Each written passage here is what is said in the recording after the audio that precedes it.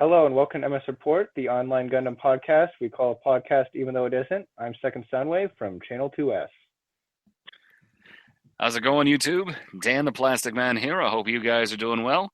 Welcome to episode 10 of MS Report. And as last episode, we do have a special guest with us tonight. And Max Duo. Mr. Guest, introduce yourself. Oh, I'm going to. Hey guys, it's Shoki again here from the Shoki01 channel. Thanks for having me on again, guys. No problem. Glad to have you. And boy, oh boy, do we have a show tonight. This reminds me of our very first episode, because very first episode was Shizuoka. Now we've got the Gunpla Winter Expo to talk about. Yep. Boy, oh boy, what a spread to look at and talk about tonight. My favorite one would just be when I knew the images were up was because Dan looked at them and he just immediately shouted over our chat about one of his most excited new ones. I was like, oh, all the pictures have to be up now. Oh yeah. Whoa! Are you reliving that moment?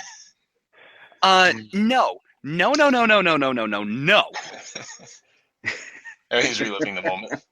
It was more of a fangirl squee than a surprise scream. He did squee. It was pretty funny. Guys, in our hangout chat, those of you who can look at this. Oh, I see it. Oh, yeah, the decal campaign stuff. I looked that up just as that came across. I see nothing, but that's okay. MS Report is the most professional podcast on the internet. It is. We have. It wouldn't be a good podcast if we actually, did anything that made sense. At least we spend weeks preparing each episode. Yeah, it looks like they're just gonna do a Verka decal campaign starting in oh my gosh, December 16th. Wow. Okay, now I got it. And the thing they're showing is the Zaku. The Syzak, as we've dubbed it, the Psycho Zaku Master Grade, and I think you're the only one that says Syzak, though. I've heard other people say it. Oh, I thought I coined it. That's who the other person was. I always, when I saw it written down, I thought it was being said as Syzak for the name being Zaku, not Zaku. I just like the Hyper Bazooka on that thing. That is ridiculous. It's very shiny, Kit. It's very shiny.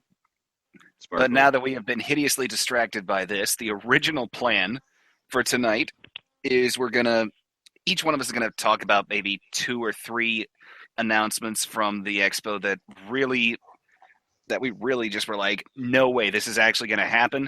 And then we're going to cover everything else that was announced if we miss anything. So I'm sure we'll miss several things.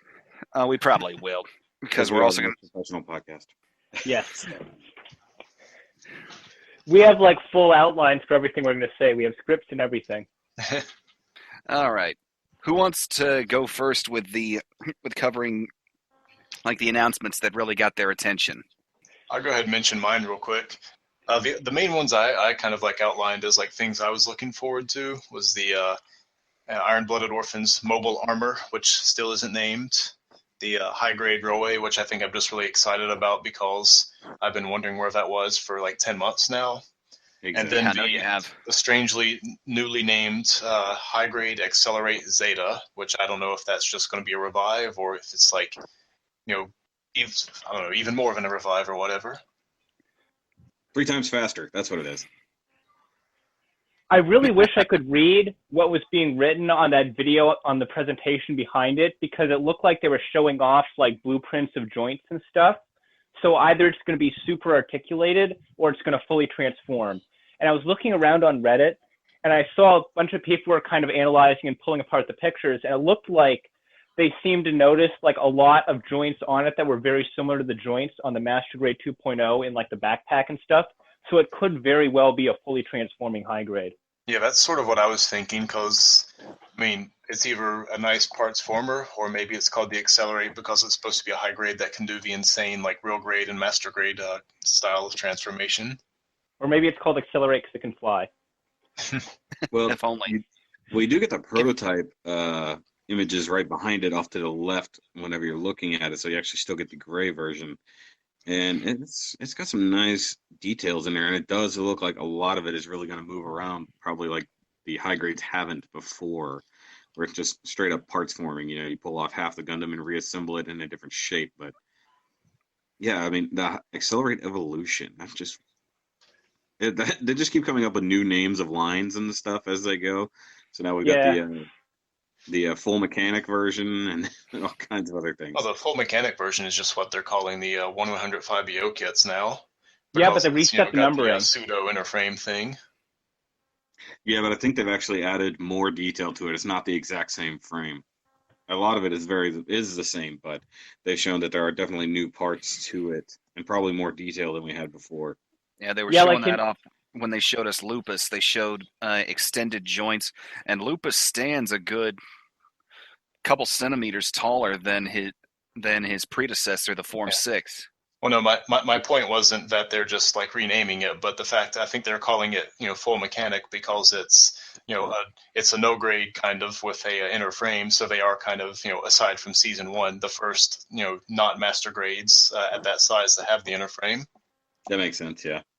But I mean, Sure. technically speaking, the HGs have always had inner frames, at least Gundam wise, for IBO. So it's kind of weird to even go farther, except for the fact that more things will probably move that you didn't see before, pistons and all that stuff. I haven't built the 1-100 yet. I know a couple of you guys have. You know what I think it is? I think what it is they are trying to avoid having unnamed grades.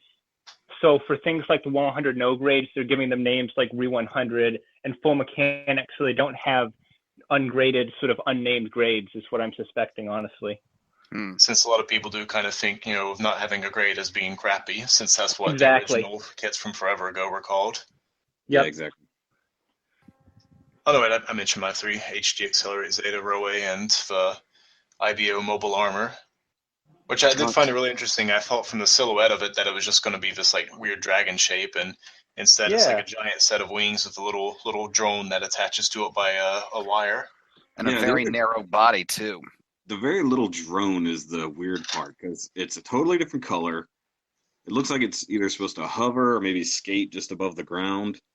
Almost like it's like the rest of it's kind of just going to always hover, always be airborne, and it just kind of tags along. It's a really weird design, I think, at least for the for IBO. Well, yeah, definitely for IBO. So it's all like, what was this thing's purpose back in the Calamity War? I hope we get some history on it and somebody actually, tells us something about it, not just. I imagine most history would just come from the manual, like most of the others. Yeah. Well, I mean, the funny thing is, I think most of the history in the show so far has come from Gillis. Yeah, because Well, no, but there was like that on bit of the exposition at the kits, start. like there's a lot of history on the kits, but that only comes from the manual, which is what happens in Gundam most of the time anyway. Yeah, that is true. But now that it's actually coming translated, we'll know what it says. Yes. So we'll actually know what it's called and what it does and what it says. But yeah, I mean, now, and one thing I was going to bring up is the little purple guy on the wire. No, he's not actually connected by the wire. That's actually the tail hanging down with a big spiky weapon. Yeah, that's what that is. Yeah, because I mean, in the one image, it does look like it's plugged into the little purple guy, but it does have a weird kind of crane insecty look with those huge claws that may or may not work as legs. It might actually have a walker mode. I'm just wondering how much color separation that thing's going to have in the final kit, or if it's going to be like the Gujian Rebake, where it's like just a couple purple shells and like a bunch of stickers. I'm imagining on the little guy, everything not purple or gray is going to be a sticker. Yeah, that's got me worried. And the big guy is probably going to be I'm looking at mostly the white pictures and red. again now. I see that it's not connected, which Especially makes it seem even more like it has to be 2 pilots. Especially since it's not that expensive a kit. It's only like a 3,500 yen kit, so there's probably not going to be a lot of color separation on the little stuff. I thought it was like 4,000 yen. No, Well, it might be 4,000 MSRP, but it's around 3,500 from like all the retailers and stuff, because they usually have like a 10 or 15% knockdown on the price. Now, did you notice on the little purple guy, he's got like a drill tail? Yeah. Yeah. It's a really interesting design. It's got like he looks a little bit like the walkers Michael Bay Shockwave. Yeah, I was actually thinking kind of that. weird to think of it. That actually did come to mind, yeah. Lots of things look like Shockwave. I don't know, like Grayzine. Which you could argue is a result of the Bayformers designs looking like nothing. Yes, but we're not getting into that argument right now. No. That is definitely for another time. It is definitely funny to think of how it has to use that drill tail, though, if that's what it is, because it has to fly at something, then do a 180 and slam into it flying backwards.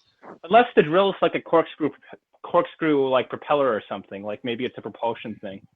No, it looked like a straight up drill. Like maybe it's actually a mining piece. Maybe the whole thing is a mining equipment piece, and they end up using it as a weapon. Oh, dude, what if it's like a tunneling thing? Yeah. Like it fights underground. That would be so cool because they found it underground, buried in the quarry or whatever. They found it in a half metal mine. So doesn't seem like it'd be something that would dig on its well super own though. I mean, for like its full body size. Yeah. All right. So who's gonna go next?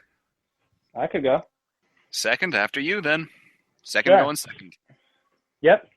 Perfect timing. So I'm going to. One of the ones I was going to mention is, as usual, one of the ones that Max already mentioned, which was the high-grade accelerated evolution Zeta Gundam. Now, of course, Zeta Gundam Revive, I love the Zeta Gundam. It's pretty much my favorite UC design ever. So naturally, I've been waiting for there to be a good kit of it for a while. And I built the 2.0, and it was okay. I wouldn't honestly mind a 3.0 Zeta, though. And then there's the real grade, and the real grade, as anyone who's built the real grade knows, or knows anyone who's built the real grade knows, is something that should have never happened. And thankfully now we have another chance at getting a good quality Zeta kit. So obviously I'm all over this. Love the 1/44th scale. So glad we finally got a way to get kind of the main guys of Zeta all together in one scale again. And I like that, but honestly, the accelerated evolution thing has me worried more than anything, because if they're trying to make this fully transform, I'm worried we're going to have a second real grade situation. It's just going to end up an absolute disaster. I imagine it'd still be a little bit better at it, since it at least doesn't have the full inner frame, maybe. Because wasn't like part of that also the fact that the real grade just had these super, super itty bitty teeny tiny parts that you had to mess with? But you need super teeny itty bitty parts to make the Zeta transformation work at 1/44th scale, though. Yeah, but it was like throughout the entire thing too, so maybe they can hopefully cut corners without ruining something on it. I mean, what worries me about it is that they proved with the Master Grade Victory 2 that they aren't really better at making transforming kits now than they were 5 years ago. So I'm kind of worried for this, honestly. What I would use to counter that, though, is just the fact that a high grade, even if it can fully transform, it's going to be a simpler construction than that real grade. The RG frame, apart from being so frail, was insanely complex, and they probably have figured out how to pull off a lot of the transformation gimmick. Again, assuming this is a fully transformable Zeta, they should be able to pull it off with just a few pieces instead of having an entire real grade frame. And the real grade frames have always been fragile from my experience. So yeah, especially with the first like 5 or 6 releases were like really fragile as far as the frame went, and then they kind of fixed it around the time of the Justice. So I'm gonna say that if it is a fully transformable one, I am of course excited and I will get it. But I'm not too worried about that if it is a fully transformable one, because you've got more sturdy parts in the construction itself, not the frame, but just the body panel pieces. They're going to be more solid. Yeah, right. They're going to be bigger. Also, another thought on it though, like, if the real grade basically was the same transformation and everything as the Zeta 2.0 from 10 years earlier. So maybe they can do similar but improve something on it. Not just reuse kind of the same thing, since they don't have a frame at all. The thing is, the Master Grade 2.0 transformation is more or less the literal transformation of the Zeta Gundam from the show. Yeah, that's how it's supposed to transform. Like, you see every mechanism of it transforming on screen in the show, and it basically looks like the Zeta 2.0 inside and out. So, well, either way, we'll find out next year how it's gonna be. What are you thinking? I know they said spring. You gonna bet March, April? What do you think? I'm gonna say April, because the things that are coming out in March already have set March release dates. So spring, I'm taking to mean anything after that. So like April or May, probably. And we'll probably have some more IBO releases around that time as well, so they could spread it out a bit. Yeah, because that's probably going to be the tail end of IBO, so they're probably going to have a lot of, like, grand finale kits. Okay, Yeah, they're gonna have to make up a whole lot that they haven't done yet, since we're getting like 3 new mobile suits per episode now.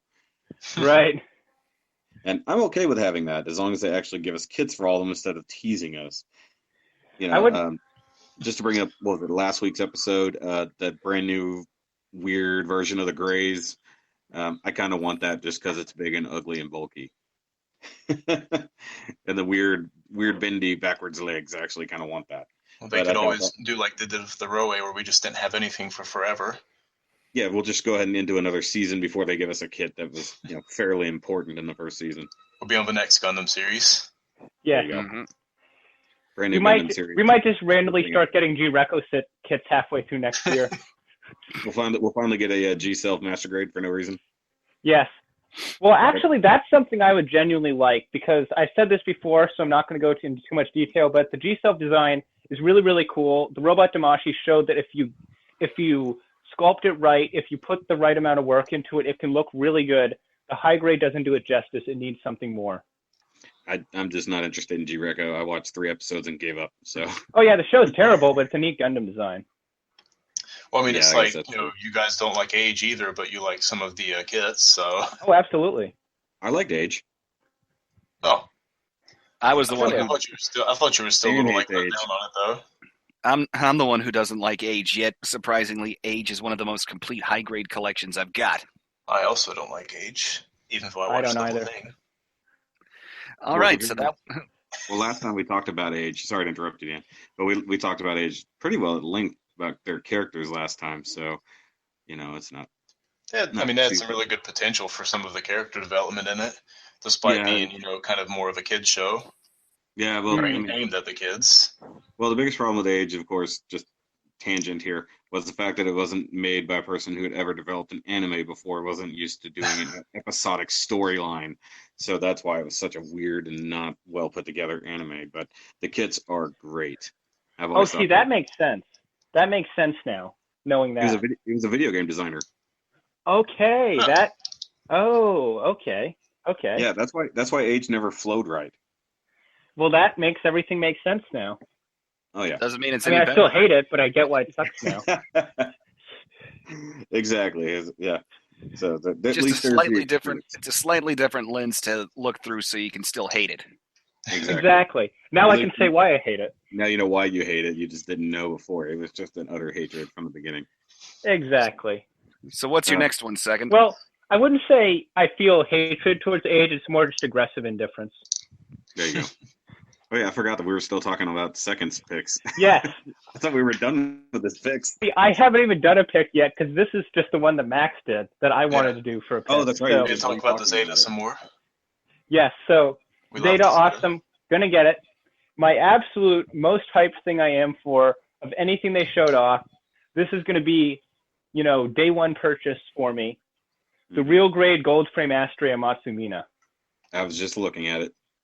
Man, that thing is cool. Like, I've been on and off on whether or not I wanted to get the high grade or the 1/100 for so long, because like the 1/100 has a plated frame, but it's not really that detailed. The high grade's, a little more compact. I like the high grade stuff a lot, but it has that really ugly frame.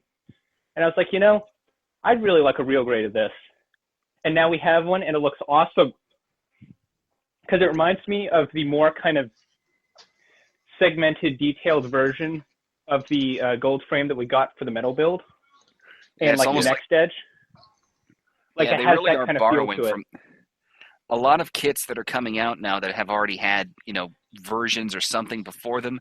If there is a metal build, they do seem to be drawing from the cues of that quite heavily. Absolutely. And I'm not complaining. I'm not complaining either, because Destiny looked amazing. So did the Strike Freedom. Mm-hmm. Oh, yes. They both did. Can I I'm point not super out one excited thing? about it, but I definitely would get it. Just random tangent here. And this is the only time I'm going to mention a third-party kit. But Dragon Momoko finally announced their quote-unquote master grade Strike Freedom. So That thing, yeah. There was So another I'll be company that did one too, actually, like right at the same time. Yeah, Zaco Aurelius mentioned both of them at the same time, but Yep. the Dragon Momoko one is the one that I would get, and more than likely will get. Yeah. I still want to get their Destiny and Strike Noir at some point, and their Akatsuki. They look pretty cool. Mm-hmm. Their Destiny does look really good. Actually, just their straight up regular strike looks like really good.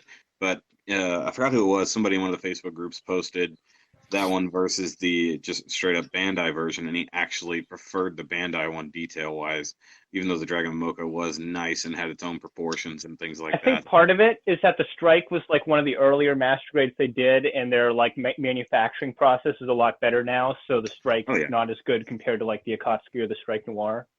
Yeah, that makes sense. I think wasn't the PG. It had to have just been the MG. No, it's the MG, but it looked like a PG. Yeah. I did want to point out something about your gold frame that it really looks like they did a rush job on the paint for this guy. If you actually look at the pictures up close. You know what it is? Yeah. It's going to be gloss injection plastic. That's why it has that weird shiny look. Well, some of it looks like a really crappy paint job. I know what you're talking about, but it's like really grainy, like really bad metallic paint. Like that more likely was a prototype. And I was about to say maybe they did the prototype. Yeah, it's gonna be the prototype, and they it feels like it's like that. Like remember that Amazing Red Warrior prototype we saw at Shizuoka last year? That looked horrible. It's like it's probably like that where they just like banged out a 3D print prototype convention, and this is kind of a placeholder. Well, if y'all look at the actual article about it on Gundam Guy. Yep. If you can pull it up real quick, scroll down to like the 1, 2, 3, 4, 5, 6. The 6th photo down, the close up on the main body and face. And you could just see that is just like heavy paint, really bad panel lines. Like they did a really rush job to get that done for the show. Look at the. You want to know what they're not used to bringing out a ton of new things at once, I guess. Yeah, they probably had one guy that like dumped like 10 models in his lap the night before the show, and they're like, "Oh, by the way, we need all these painted. Having a good night." Exactly. You know? Yeah. By the way, Shoki. Yes, ma'am, sir. What? Yes, ma'am. Sorry, I have female bosses, so I say yes, ma'am. Dan the plastic ma'am. Yeah, you owe me 2 Vidars for that little slip up now. You should like change your username for like a week until this thing comes up. So everyone's gonna be wondering why you changed your name. Then they'll hear the podcast. It'll all make sense. Dan the plastic ma'am. Okay, so what were you gonna say before that? Look at the lances under the shield. I like them. Yeah. They're bent and they're warped and wow. That's pretty bad. Well, I mean, we've seen like bent V-fins and stuff before. Yeah. To be honest, at this point, like I like the metal build cues from it. This is less like something I'm interested in just because of this, and more the fact that it is a gold frame real grade is what gets me hyped for it. Like I want to see like a real prototype of this at this point, honestly. Oh yeah. No, I mean, now they have 2,500 yen price on it so far. That's not a bad price considering how much you're gonna get. What the early preliminary stuff said was 2,500 to 4,000 depending on materials. So they're not really sure how they're going to plate the frame or if they're going to plate it. Is how I took that. They have to plate it. Because that seems to be like they could plate it. They could do like an HD gold, but the thing is, it's a real grade frame. So I'm not really sure how they go about plating it, and I'm not sure if they know either. So they're probably still figuring it out. I've got an idea. Yeah. The Hyakushiki 2.0. Do it like that gold. Just that matte gold. Yes, that's what I mean. That's the HD gold. But how are you going to do that on the real grade frame? Yeah, Add a multi-stage injection thing. At what point would you paint it?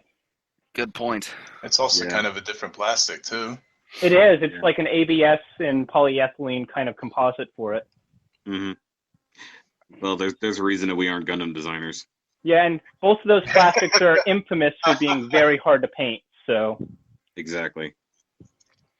But I think special reason behind me laughing real hard there is remembering Dan used to design Gundams in high school, but he did, and they were insane. Do you still have like the sketches of them or anything? I didn't do it's just a list of weapons. Okay, because I think you should do like a special video on your channel where you like show those off.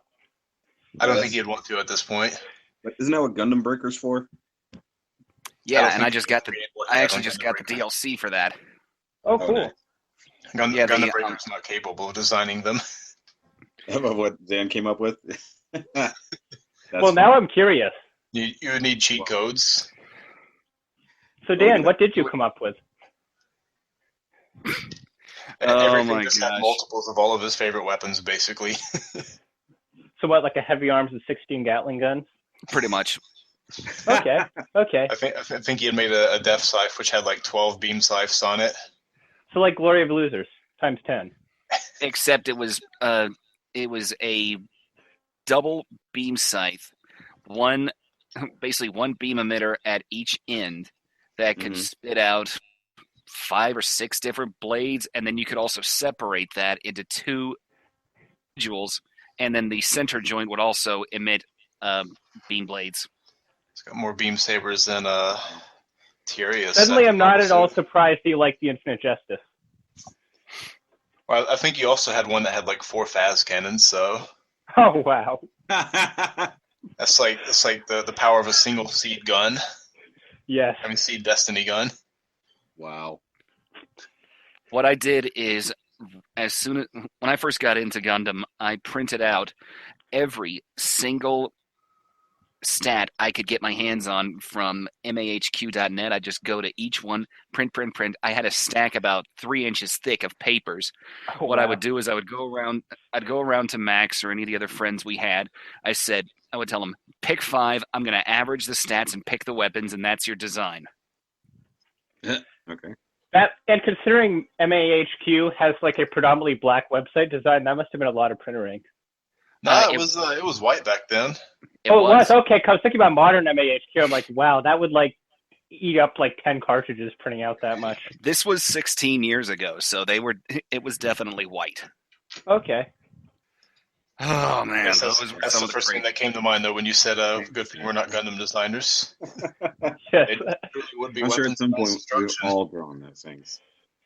Well, I originally absolutely. had planned to try to make a bunch of them in like Photoshop, and then I don't know, I never felt like putting the time into it. And it's funny because if you remember the conversation, Dan, the conversation you and I had earlier about how there's like different aesthetics for different continuities. Mm-hmm. I was actually visualizing after that a little bit like what different Gundams would look like in different timelines in their sort of own art styles. That could be interesting. And if I was even vaguely talented, I'd draw them, but oh well. Yeah. Well. So what's number 3 for you? So actually, technically number 2. One final thing I'm going to say about the Astray is the frame could be the ugliest gold ever made, and I'd still buy it because I like the design that much. So whatever the frame's going to be, it doesn't really bother me. Hey, if you want, I don't have all of the pieces left, but if you want something to work on, I could send you the 1/100. Yeah. Well, that was a resounding yes. I said, yeah, true. That's not what I heard. Sorry, I don't speak well good sometimes. Yeah. All right. Which is ironic considering I narrate YouTube videos as a major hobby. All right, so what's next? Anyway, final one. I hate to say it. I feel ashamed to say this, but they made a bear guy that I want. The Papa Bear guy. It's got a top hat. It's got a cane. It's got a tie. I kind of love it. I want one. Me too. I hate myself for wanting one, but I want one. I guess to be fair, at least it did go over the top and way too far, so that's something you have to appreciate. Yeah. It's beautiful. I can't even find that one on Gundam Guy. I don't think it was on Gundam Guy. I didn't find the picture of Gundam Guy. I had to go to Gundam Kids Collection to get it. I saw it on Hobby Link Japan. Yeah, or actually Tag Hobby, I think, was also where I saw it. So either of those sites. Did you see the other little new petite guys we're getting? We're getting like a... Yes, I did. Yeah, you offered... Chocolate and popsicle. You had that. That's right. Yeah. The chocolate and the purple ice cream. Blue ice cream. It's actually the same color as the one that came with the family. Is it really? Why does it look so yeah. purple? It's the same light blue as the one that came with the Bear Guy family. And then the other one is like a kind of a weird brown. It's almost like the same brown they used for Garmin Zaku. I know it wasn't announced at the show, but I got to ask because it is announced and because you just built the original, what are you planning as far as the RE100 Rebawu? I am probably going to steer clear of the Rebawu but I am buying the Bawu as soon as it comes out. All right.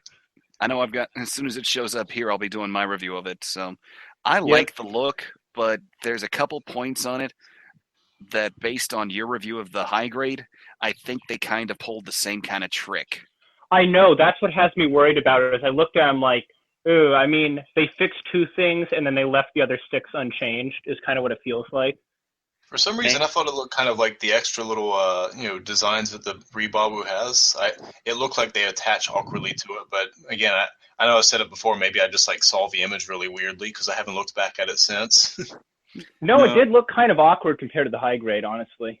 Yeah, it looks a little awkward, but one thing, because I'm looking at it right now, because I was going to talk about it, it does look like those extra design pieces might be engraved a little bit. They're not flat and they're not stickers. Oh, I hope so. You can see the paint lines, and it's not like it's painted on a flat surface. It does look like it's casting a little bit of shadow on ridges.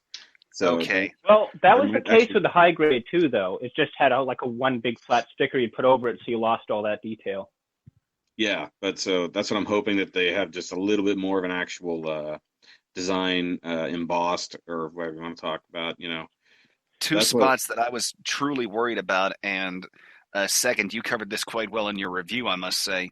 Those add-ons on the front skirts, the top parts of those. Yeah. It looks like those might actually be molded in this time. I hope so. Yeah, they don't look like stickers or anything. They do look like they're a whole molded piece on top of the skirt. I am pretty sure that the side of the leg armor is not going to need to be cemented anymore, because on the Re 100, those kind of side of the leg thrusters are separate parts, so they could just have a piece that swaps out for them instead of having to glue something over them. Mm-hmm. Yeah, they probably improved that on this, because I was going to talk about it, because I do want the Revolut to go with my Phoenix, just so I kind of have that little story kind of set up there. Yes. The story that you cannot find on the internet. Like, there's no known actual visual recordings of that particular short anywhere. Exactly. It's so annoying. Yes, I looked so hard for it and I couldn't find it. Not even shaky camera footage of it. Yeah, that's true. Now, the one thing, because you brought this up in your news review, you're talking about the shield. It does look like it's actually two pieces, where it's white and black and gray, at least. Yes, three pieces actually, which I like, because you'd have to paint that on the high grade.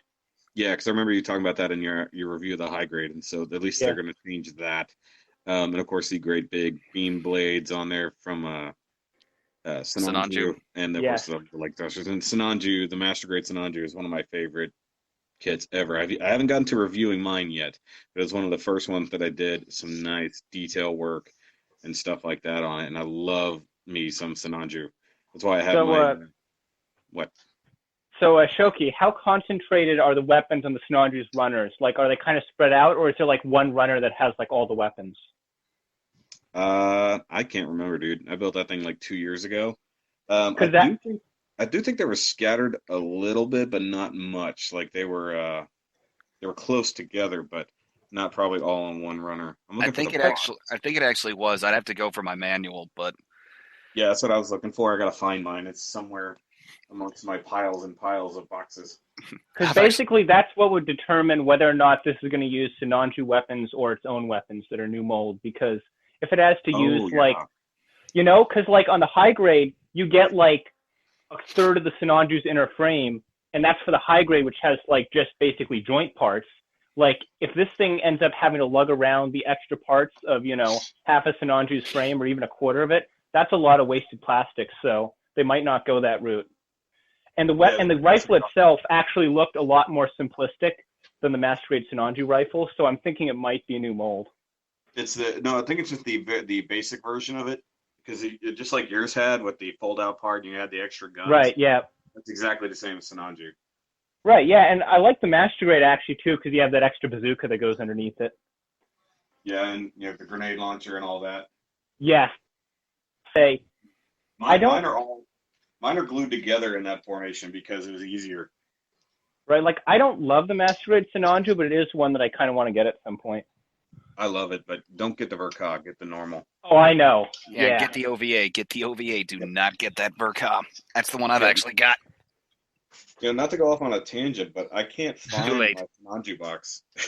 Yeah, It's here somewhere. I can't find it. the Sinanju Verka got a little confused and thought it was a Rebawu. Yeah. I'll wait for that joke to sink in. No, we're not going to acknowledge it. Oh, okay. Well, I heard See, it's Dan funny because the kind of like Rebawu a splits in breathing half. sound laugh. Nobody? Okay. No. Well, I heard Dan make a little breathing sound laugh earlier, so. Okay. That was me. So anyway, Shoki's getting further away from the microphone now. He's like wrestling with stuff. I'm yes. touching. So More the sounds from the man behind the curtain.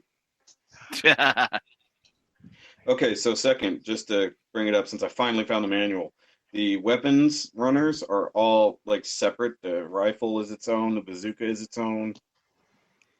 So they could choose the individual weapons runners to put in there. oh, perfect. So it is probably going to use Sinanju weapons. Yep, and the beam weapons, the axe and the beam blades is its own runner, so you don't have to worry about that. And It still bugs me that on the high grade they give you like those really awesome jagged beam effects for the Sinanju's beam sabers, but they don't give you handles for them. So you just have to use yeah, stupid little that made toothpick. no sense. But it's Bandai; they do what they It want. could have been literally just a little red piece on each of the new runners, and you would have had awesome beam sabers for it. But no, they had to go the lazy route. But the actual beam axe handles and the fold-out parts, that's part of the rear thrusters of Sinanju, that runner. So they're gonna have to do some work there. Okay. So, all right. So how about back to the topic, guys? Yeah, after 15 minutes of off topic. Hey, well, that's what we do here. Contemplations. We're professionals. Exactly. Yes, the most professional podcast on the internet. I now That's our new redub us, tagline. because of our tangents, I now redub us Gundam Gear. There you go. That immediately made me think of Gaia Gear, which made me confused. Yeah, I was through there until I realized what you were talking about. Yeah. That's actually the thing that was coming on my mind as well, Gaia Gear. Yeah. And I was like, wait, what? And I was like, oh, nope, never mind. Now I get it. Yeah. And I do believe Dan was probably going to bring this one up, but I'm going to skip ahead of him. Thing I'm really, really looking forward to. Yes, there you go. The MG Providence Gundam. I've been waiting on that thing forever. As have I. Because I loved Seed back in the day, and the nil grade. It's okay. We all done things in our past that we're ashamed of. Anyways. Providence is how I knew that the images were all because we just had a chat message from Dan, just MG Providence, and then like a million exclamation points. Yep. That was then very quickly topped by Second's post where he used his name and said something.exe has crashed. That was my reaction. Because I literally just rolled out of bed. I turned on my tablet. I looked at it. There were like 2 or 3 notifications from like comments to my videos where people were like really excited. Like, dude, you got to do a news video now. This is so cool. And then I looked at the chat here and Dan was absolutely freaking out. And then I went to Gundam Guy and I saw a bunch of new stuff. And then I just kind of crashed and fell back asleep for 10 minutes and then woke up again and started my day. I think I posted about it first, and then Dan went crazy. Like I was like, MG Providence, and then Dan was just exploding after that. So nobody even saw mine. That's just funny. But I didn't even scroll all the way down through the pictures. I like the. I didn't realize that the Dragoons actually do come with some effect parts. I figured they would, but I hadn't scrolled to that one picture that shows it. The thing with the Dragoon effect is if it was just the Dragoon effect, I think it was part of the kit. But by the fact that it has like that aura behind it kind of makes me think that's going to be a P Bondi expansion. Like that's a lot of effect parts for a retail kit. No, I think just the Dragoon effects, because they're coming out of everything. I think that's going to be for the kit. That background like flowy blue energy bursty stuff is just. I just assumed that was something cheap they made. Probably just for the diorama. Because like just for that diorama. Like the half master grade Justice. Exactly, the painted, not master grade Justice sitting there. Something that makes me very mad. Dan got really excited about that. It would be funny if that was like a genuine reveal of the master grade, and they just like casually stuck it in the back corner and like didn't say anything about it.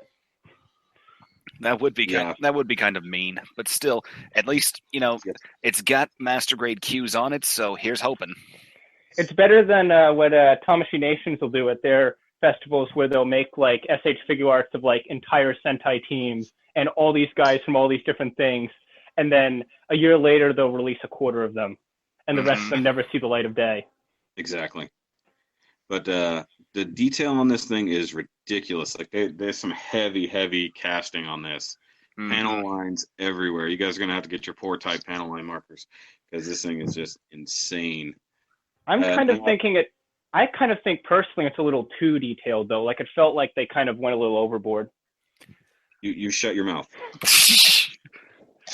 You shut your whore mouth.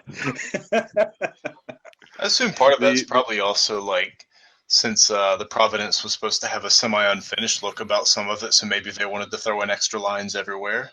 Like it maybe. Had the panels they didn't cover just yet. Well, I thought the Providence was done. The second one wasn't done. The Legend. No, the like part of the story for the Providence was like something about like part of it had to be rushed out, which is why it had a bunch of those like kind of like tubes and hoses at the waist that were exposed. Oh, the mid chest, those really big hoses that you can see, which normally probably be covered. Yeah. Okay, so it's like a poor man's Xeon.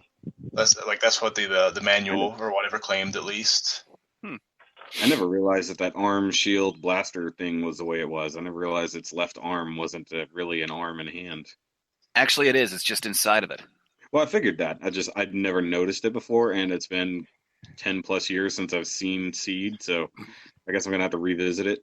But I guess to go with the Freedom and Strike Freedom 2.0, that crossing fingers on the Strike Freedom 2.0. It makes sense to release that, but to not give us a Justice or Infinite Justice yet. We have an Infinite Justice. They'll do it. No, I mean for new ones. Oh, okay. Now watch. They'll give us a new Justice, like a brand new mold 2.0, but then you'll have to get a P Bandai Infinite Justice. No, I don't think they'd do that. No, the Infinite Justice is fantastic, though. And the Justice wouldn't have to be a new mold. It could just be like 40% Freedom 2.0. That's true. There's a lot of that in there. But then the same thing could be saying if they do Legend off of Providence. So. Oh, absolutely. Can I go off on just a very tiny tangent because we're on these three Gundams? I mean, it's semi-related. It's because of these three Gundams. And kids, cover your ears. You shouldn't listen to this. When this series came out, I was very into potato guns. So I built 3 different styled potato guns, including 2-barreled ones, and I named them. Which one had dragoons? I think technically that would have been Providence because it was the largest one, but it was Freedom, Justice, and Providence, and they were all like really awesome potato guns to toot my own horn. And there's video out there somewhere in the world of us shooting them in the middle of a gas field in the woods, but we're not going to talk about that too much farther from illegal activities. They'll never find us. More gray area activities. Yeah. Well, it's an unregistered firearm, so technically it's a weapon that's illegal.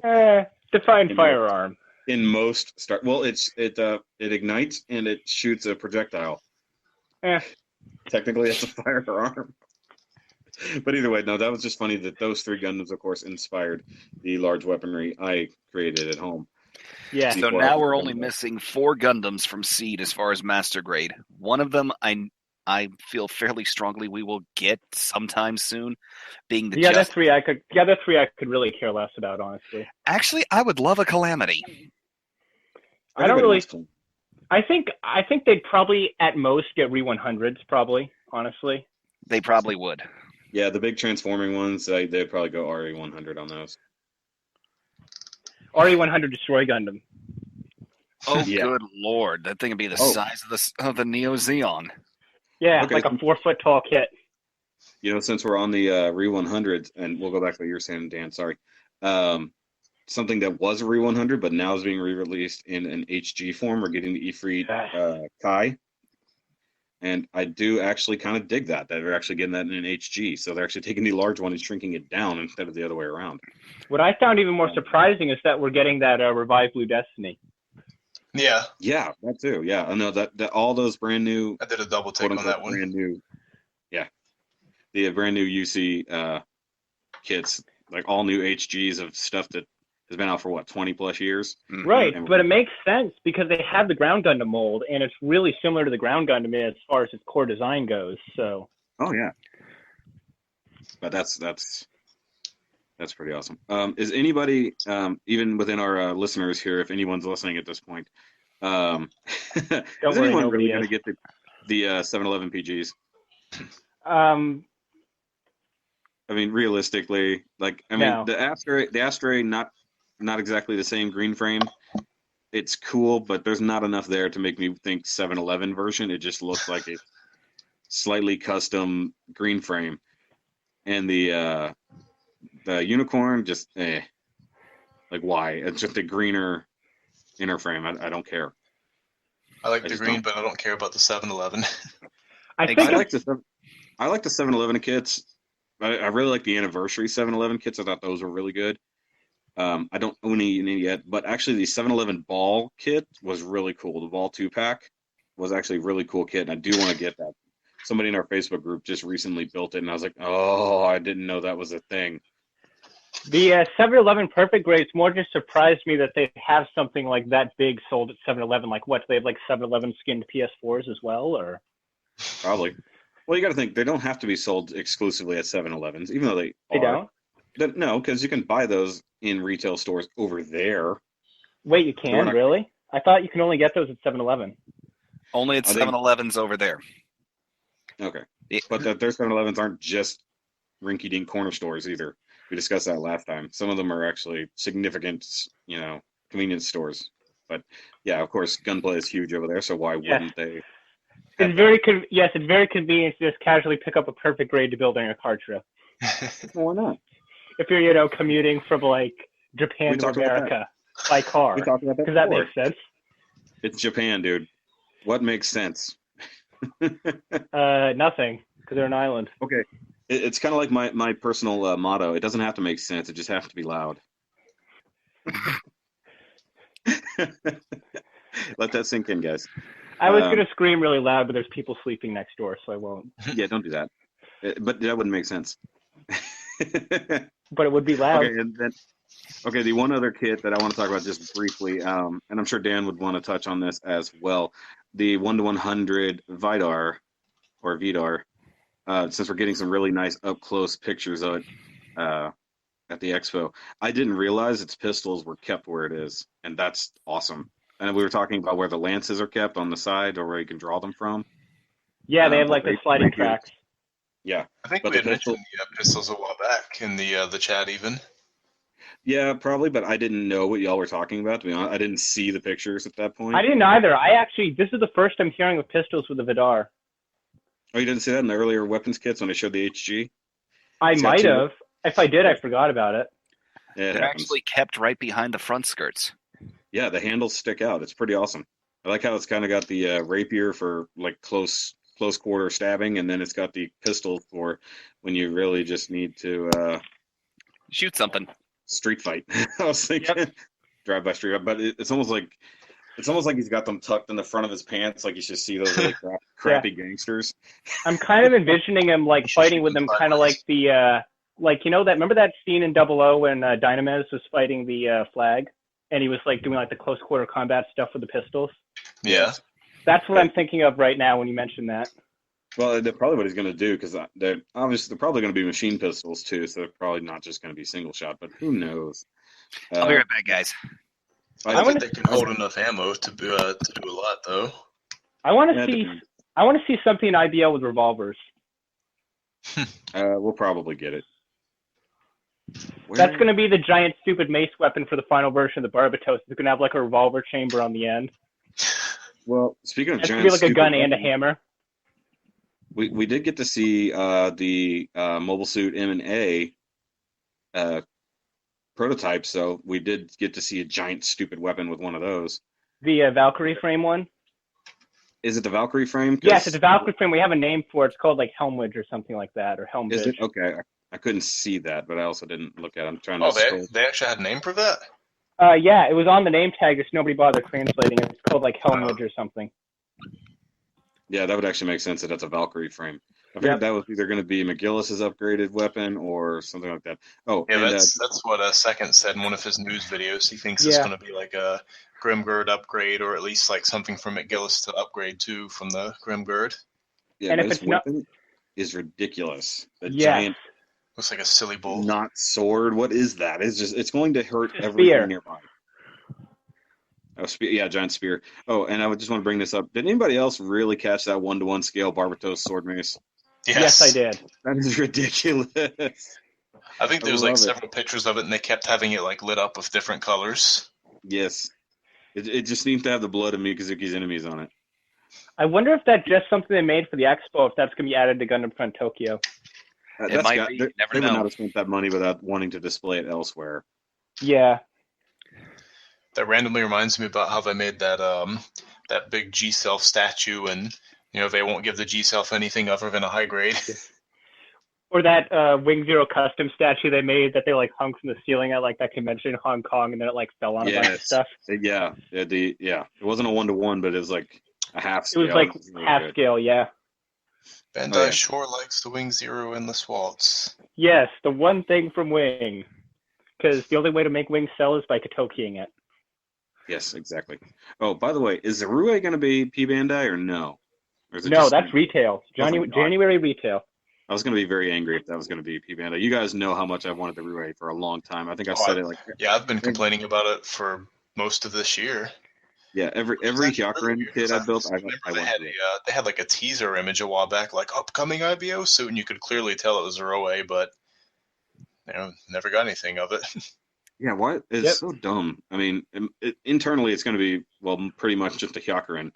Not that there's an inner frame to it, but it's like, come on, guys. No, kind of this. Well, I mean, there's no inner frame to the Hyakurin, at least on the actual kit. It's old school. By old school, we mean 2 years ago, because frames are like super new on high grades. They are, yeah. Well, I just mean the fact that you've got the joints in between just two sets of armor. There's not really an inner frame for that guy. Yeah, such old archaic technology for high grades. It is. It really is. You got to remember. 2 years ago was 1 year ago. It's been almost 18 months. You got to remember. Like 18 months ago. I've only been building high grades since last. Not even that. It's been like Christmas. 1 year. Yeah, for me, it's only been a year. Actual release. Yeah, but I don't know. Dan, what are you looking for? Dan, come back yet? I'm here. Okay, he came back. Oh, he is here. Okay. Yeah, we weren't sure. Well, he responded to something earlier. I guess I was the one that noticed. Yes, you were, my good friend. You're the only one who notices the sound of his voice. Mm. All right, you go, Dan, because we've all talked at this point. All right, so as far as kits that I'm looking forward to, yes, the 1 to 100 scale VDAR is amazing. I cannot wait to build it, especially since I know that Shoki is going to be buying it for me. I don't know what you're talking about. Oh, you know exactly what he's talking about. And There's so no do evidence of a bet. So do all of my subscribers. Oh, come on. You actually acknowledged it in either your first or second IBO episode review. Well, I acknowledge the bet, yes. Biscuit. It's Biscuit. It is Biscuit. Oh, hush. And, of course, it's not hush. But speaking of... Oh, man, I walked right into that one. It's future Hush come back for revenge. Speaking of which, though, what I'm thinking about with that new Valkyrie frame, and like with the Mask Man and all that stuff and all those new kits, if those aren't being piloted by existing or returning characters, I'm kind of worried for the show, because that's going to be like a lot of new characters to kind of jam in a short period of time, But IBO has almost no problem doing that. Look at how quickly they ran through most of their villains in season 1. Right, but like nobody got any development though. That was one of the things I didn't like. Like the main cast was really, really strong, but there were so many side characters that were just kind of villain of the weeks. Yes, like the buff Joker looking guy that was piloting the Gujion. Like, hate that guy. How could you describe that guy in more than 4 words? I mean, really, he's not even. He's like the Bane and Joker. He just makes Dan shudder all the time. He's probably the cringiest villain we've had. Period. Yeah. I thought he was pretty entertaining for that, though. I imagine he would be from some Mad Max style, like, crazy, screwed up future with like these annoying punks around thing. You mean like the kind of future where kids on Mars have surgically attached spinal things that allow them to pilot old mobile suits? Yeah, that sounds familiar. Where children with no money have lots of hair dye and color and stuff. Right, but like basically IBO is kind of as close to Mad Max as Gundam has gotten, so. Yeah, that's true. Okay. Back on tangent. Go back to Yes. the main tangent. Yes, we're going back to our main tangent. I'll mention it just because the more I look at this thing, the more I do want to get my hands on it. And I'm going to say the Amazing Strike Freedom. As much of a mess as this thing looks like so far, It does. I'm willing to give it the benefit of the doubt. I'm willing to build it because it does. Apart from this red frame that it's got as far as its joints are concerned, I kind of like how everything is coming together on it. Plus, it is going to be using most of the mold of the Revive Strike Freedom, so proportions are going to be pretty nice. Actually, yeah, that's a good idea. This gun still seems really weird to me. Now, with the face on that Amazing Strike Freedom, looks very either cat or owl-like, kind of, to me, just with the extra stripes going down.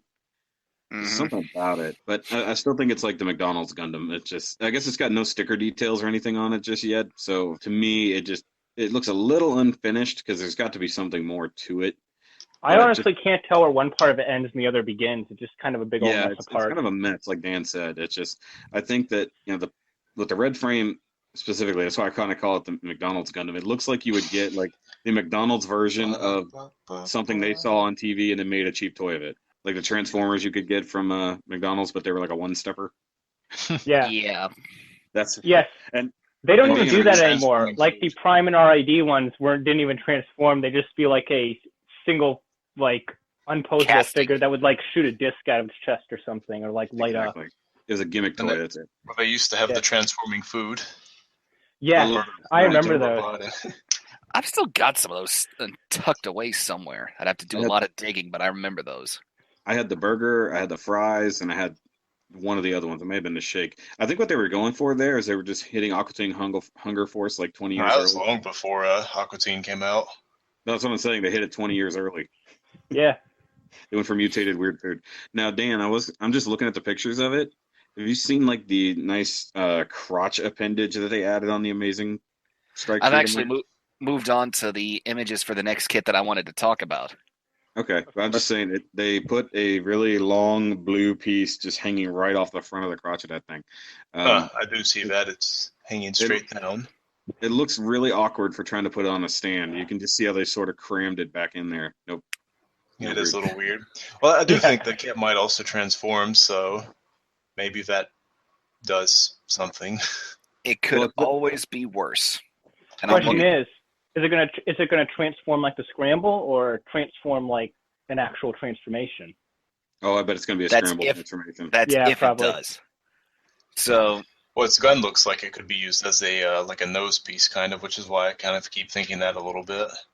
The so close to Zeta kits we've gotten out of Build Fighters, they still made like a completely new mold for the Advanced Acceleration one.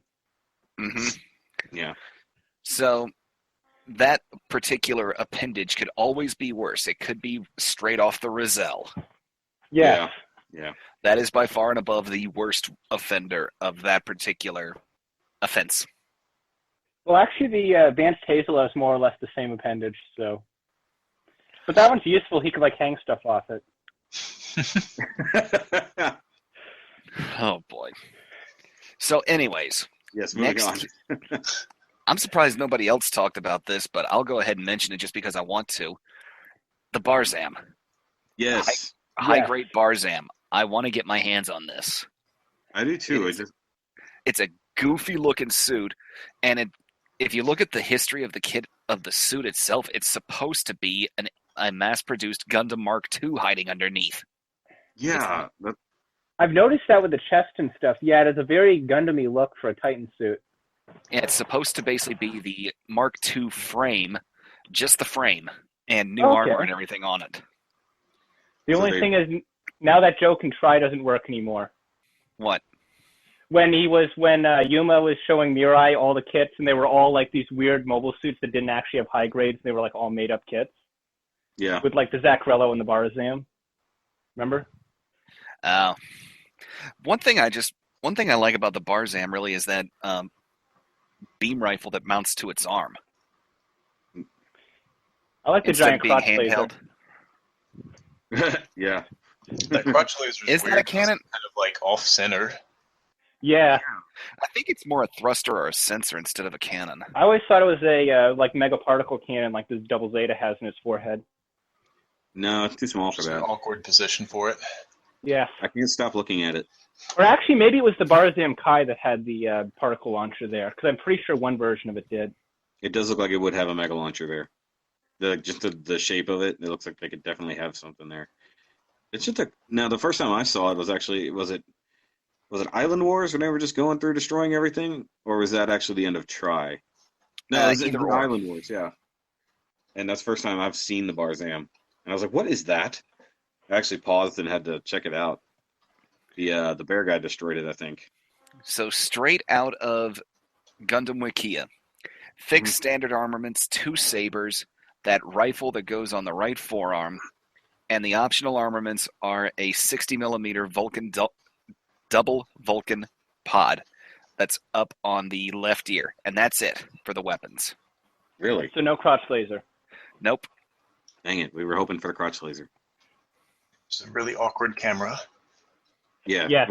What is it then? This is like because you really need to see it that position. Now I do like the fact that it has the It's for staring Loto pilots in the eye. the third eye.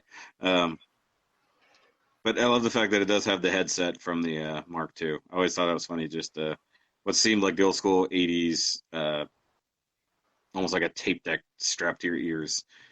I always thought that was funny. That's also why Yes. I'm not a fan of the Mark II. Just at least the kits themselves. It took a while to grow on me, but I do like it. I actually love those earmuff Vulcan pods. It is funny Yeah, because those like are pretty cool. I've never liked the RX-78, and I still don't really like it. But I've kind of always liked the Mark II, at least in Titan colors. Yeah, and Titan colors is pretty neat. I actually, Dan, when you were talking about how you were surprised nobody mentioned this one, I thought you were going to mention the Hamma Hamma that they teased. Now, that's going to be one of the ones we're gonna talk about here in a minute, because I still got one more that I was really excited about. I'm just trying to get to the post about it. It's on Is it the Fumina? No, because that's not even on Gundam Guy. Yes, but it's real. It's happening. Lesai. Where are you? I think at this point, with how many bear guys you've gotten, we're probably going to at some point get like a little chibi bear guy OVA. That's like its own spin-off thing. Like it's got to happen eventually. I could see them doing that. I actually said I was waiting when I did the review of the high grade for this guy. So the other kit that I am 100% absolutely going to get, and I'm going to place it at probably a second quarter release, because I've not seen anything announced in a Winter Gunpla Expo that is released any later than June, and that's the Double Zeta Verka.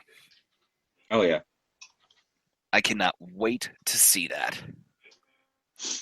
You know what's funny is I should have known that would be the one that you were listing, and yet it's completely slipped my mind. I love the design of it, really. I know that the series, according to one of us here, leaves quite a bit to be desired. Sucks. Yeah, he absolutely hates it. He says it's the only series that actually legit makes him mad. Well, I won't. I had something remind me recently of one of the early moments in Double Zeta where a Zeon soldier is foiled because he's running down the street and then he falls down a manhole. Oh, I saw a GIF of that. I think Actually, I might have that saved somewhere. Oh, what's the guy's name? Because it's not a Zeon soldier. He's the Hambrabi pilot. Oh, yeah, that guy. I thought he looked familiar. Okay, that makes sense. Yazan. That's his name. Yes. I don't know why I said Zeon. Double Zeta, ruining your memories of all your favorite Zeta characters. Most people don't have good memories, so it doesn't matter. Yeah. But I seem to recall he also like pretty much lost the fight as well because like 6-year-olds were bending over, smacking their butts at him, and he like ran into a building. What? Okay. Yeah. I don't want to watch Double Zeta anymore. I don't want to watch it. I just want the kit. Can I have the kit and nothing else? Can we just get a high-grade R Jar Jar, please? I mean, we already have most of it from the Build Fighters one. There you go. Well, can I get a Master Grade Tryon 3 then if we're getting the Verka? No. I want it. Sure. Yes. I want it. I must have it. Gundam Megazord. One that actually transforms I do correctly. think the Tryon 3, like the moment in And the show Galgar. when it made its like giant sword thing, I just lost it laughing at how ridiculous it was and how like unfitting for Gundam it was. But that's I what loved made it. it great is that it was so out there, and everybody was shocked. I love that in the show. Like the audience is like, "What is happening?" Even Mejin was like, Gunpla's freedom." Yeah. I just His only lost it answer. laughing at that scene. But But it met its was desired so, fate. It got it was blasted by the lightning. yes, it was so epic though. I'm sorry, it was so like badly epic. It was like B movie bad. It was, but It, it it was wasn't epic. It was just bad. it was Robot Jocks awesome. So you know what I'm wondering? How long till Master Grade Bear Guy? Never. Oh, it's gonna happen. No, they got too much money and time with just the high grades. They don't need to bother with the master grade. In like 2 years, they're gonna run out of colors in the visible color spectrum to make Bear Guys out. So they're gonna have to start making Master Grades, though. It's like a build a plush thing. Yes. I think Or like I suggested in one of my news videos, they could do like little chibi Gashapon figures, like the collectible Lego minifigures. They're just Bear Guys with random things. yeah, that's basically what they're doing with the petite guy line now. They're just giving them whatever and then a new color. Exactly, but like I could see those being like little Gashapon keychain things too. Oh yeah, I'd be on it. I don't care. I like Yeah. it. It keeps my girlfriend actually somewhat interested in Gunpla because she just finished her Bear Guy Pretty today. I mean, considering that like literally anything can be made as a Gashapon thing in Japan, like they'll have those buildings that are like 400 Gashapon machines just like lined up beside each other with all sorts of random crap in them. So Oh, yeah. I think they could do Bear Guys. Yeah, but we're not talking about that though. We're talking MG Bear Guy, which I think is not likely. Well, yeah, maybe. I think it could happen. Well, you got to think about it though, because the Bear Guy, the whole concept of it currently is just within the Build Fighters line, and since Build Fighters lives in the technical real world of Gunpla, they don't need anything bigger. It's Yes, literally but we got a Master Grade Build Strike. We got a Master Grade Sengoku Astray. Yeah, but we don't talk about that Why not Bear Guy? because they already gave up on the Build Fighters Master Grades for some stupid reason. They won't give us any of the other ones. They haven't given us anything from Tri because nothing from Tri is a retool. It's like all new mold mobile suits. At least all the main guys are. Well, I mean the brain fart Gundam is That is not canonical. the build burning is like it looks at least to be core wise similar to the Impulse, and the rest of it is whatever it can technically be. There would need to be a lot of retooling to make that from the Impulse. Mm-hmm. Well, they have computer things for that now. Like the Burning's a new mold. So easy now. Burning's a new mold. Lightning's a new mold. Winning's a new mold and an SD. So there's that. Transient's a new mold. Portent's a new mold. VN's a new mold. Denial's a new mold or a retool of the Burning. You know, like all the main guys are new molds. Well, technically, isn't Transient in pretty much a Estrella? No, it's not. It's more just a new mold that's kind of based off of everything from 00, kind of like the Build Burning's based off of everything from G. Yeah, I was gonna say I thought it was 00. No, it is Quanta, 00. yeah, the Transient is just everything 00, basically. It's more of a kind of genre reference or a continuity reference than an actual modification of a specific mobile suit. Like it could exist inside 00 with its own canonical Gundam. If it's dumb spear laser guns. Yes, well, if you can have the Zabanya with picket fences attached to each hip, I don't think spears are too far out of the question. There you go. I just mean that those are actually like rifle bits or whatever, and this is like here's a beam spear. Now it's shooting like mega beam cannon blast out of it. Hold on, can we talk about the fact that he bent a beam attack coming at him into a shield cage around him using those things? Well, yeah, he's a light bender. Yeah, sure. Why not? It can do whatever is necessary. Well, I don't know. Maybe for the 00 continuity version of the Transient, they could retcon in that it has like a black hole generator in its chest or something so it can bend light. Like the Turn A Gundam. It definitely got some kind of generator in there. Yeah. The Portent had 2 GN drives, right? Or 3? Like, I seem to remember it having more than one. I think she only had the one on the back. It's only the one, the main and the core, that doesn't have any other ones. Okay, I thought there was like one on each of those 4 prongs coming out of the back or something. No. She's just got that. That would be pretty OP. I mean, she's already OP enough with those repair workers hidden in her thighs. Yeah. Well, But like, remember what they were claiming in the show Pentagon was that she was just Trans-Am like a master of controlling all of them at once to repair the suit. That it wasn't actually the suit, but just her being so amazing. Yeah, since she can run on lasers.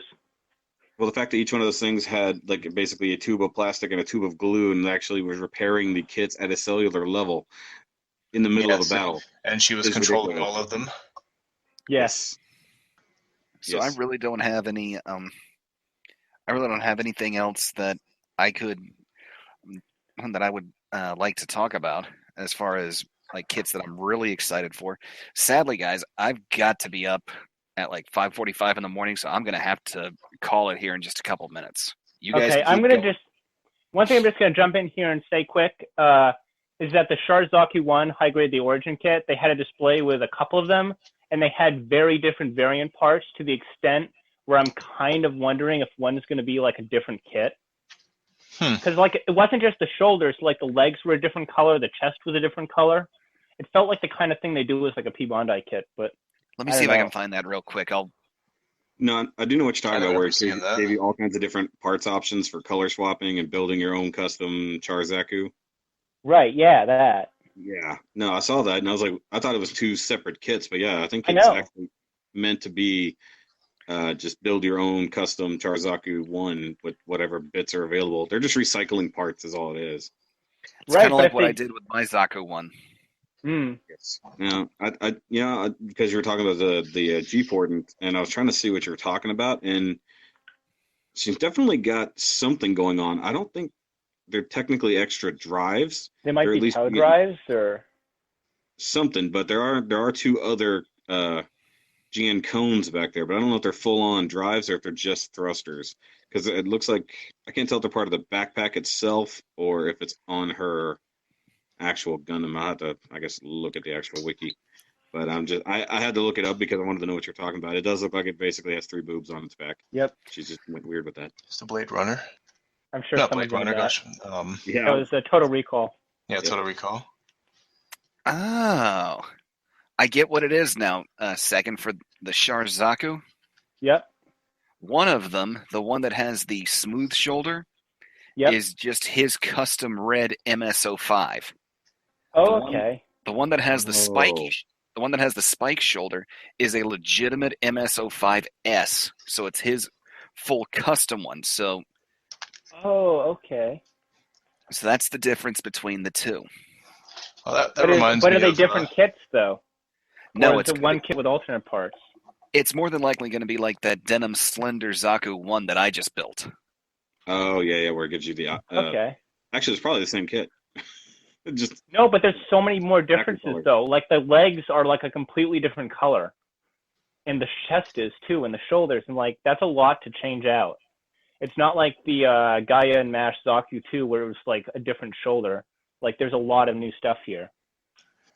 Yeah, that actually does remind me as well, though, of another one that was kind of new from the show, where for months now we've been seeing the Rambo Rao like Bugu unit, and now it's just like here's a regular one, and it's bright orange. Yep. Yeah, I kind of like it actually. I honestly prefer the blue one. No, I do too. I'm gonna get the blue one, but I kind of dig the yellow one a little bit. I like that they're giving us like slight variations here. I just thought it's funny because they've been showing that Rambo Rao one for like 2-3 months or something now. Yeah, and then suddenly the yellow one. And now here's the regular one. Also, I think the OVA came out like just today or a couple days ago, and I think before that they didn't really show off the orange Bugu much, so that's probably why they held off till now. Yep. So it just seems funny getting the variant first, and then the regular one shows up a long time later. I mean, I guess it's not going to release a long time later, but at least we haven't seen it for so long. They kind of did it the other way around with the mobile worker, where they did the orange mass production one, or I guess it wasn't mass production, but the non-Rambo Rao custom one is retail, and then the Rao one is P Bondi. Speaking of, there's also that master grade prototype goof, which I don't know if we talked about yet. We started the episode off with it, I think. Or was that before we started recording? That was before we started recording. Oh, it was. Okay, so They're doing a Mastery Goof with the sort of new chest and legs and head and stuff to make it look like the prototype. And yeah, it's okay. I kind of dig it, but it does suck, obviously. Yeah. It sucks in and of itself, but it's not terrible. It's obviously meant to be what it is. And I like okay. I like the prototype Dom that they did a Robot Damashi anime version of recently. Yeah, that looks really cool. Almost like a more silly version of the kit that Shoki and I have built. Which one's that? The prototype Dom. Oh, prototype. Oh, that one, yeah. But it's like it's like a less silly looking version of like the original MSV design for it. It's like if it had actually existed in the anime, which is of course what that line is going for. But yep. And I have to say, I actually really like those figures. They look really cool. Definitely feels like you get more bang than your buck than with the normal Robot Damashi. Mm-hmm. And as much as I hate to, guys, I've got to go ahead and sign off. I'm opening every day of the week, so I got to be up at, again, 5:45. Oof. Hey, meanwhile, I'm waking up an hour before that. Now we can talk about your embarrassing Gundam builds behind your back. Well, you wouldn't even know really what that is. Because not even... I don't know. I'm sure Max will enlighten us. Well, he won't even have any of the original designs. He can remember some of them, but... Just lots and lots of numbers. Or we could talk about, other stuff that we saw on the at the expo. I suppose. You got a project or anything you want to mention, Dan, before you sign off? Just that the Raven is going to be delayed. I'm now looking... I would imagine I'm probably looking at I'm looking at probably March, just because I had some painting issues with my latest attempt, and I'm going to say probably March is when the Raven will make its presence known. So what issues exactly? Huge spray runoffs and some custom graphics I was trying to make did not work at all. So I've got to go back to the drawing board on some of this. That and you can't really paint in the winter, so... Yeah, yes, thankfully though, I've got a friend up here who's got a shed that we can paint. Got a friend who's got a paint booth? Not a paint booth, but he's got a shed that we can actually do all of our work and just throw in a heater and we can work in there. Yeah. See, unlike you guys, I can paint in the winter for the most part. Yeah. Well, that's just because of the state you're in. Exactly.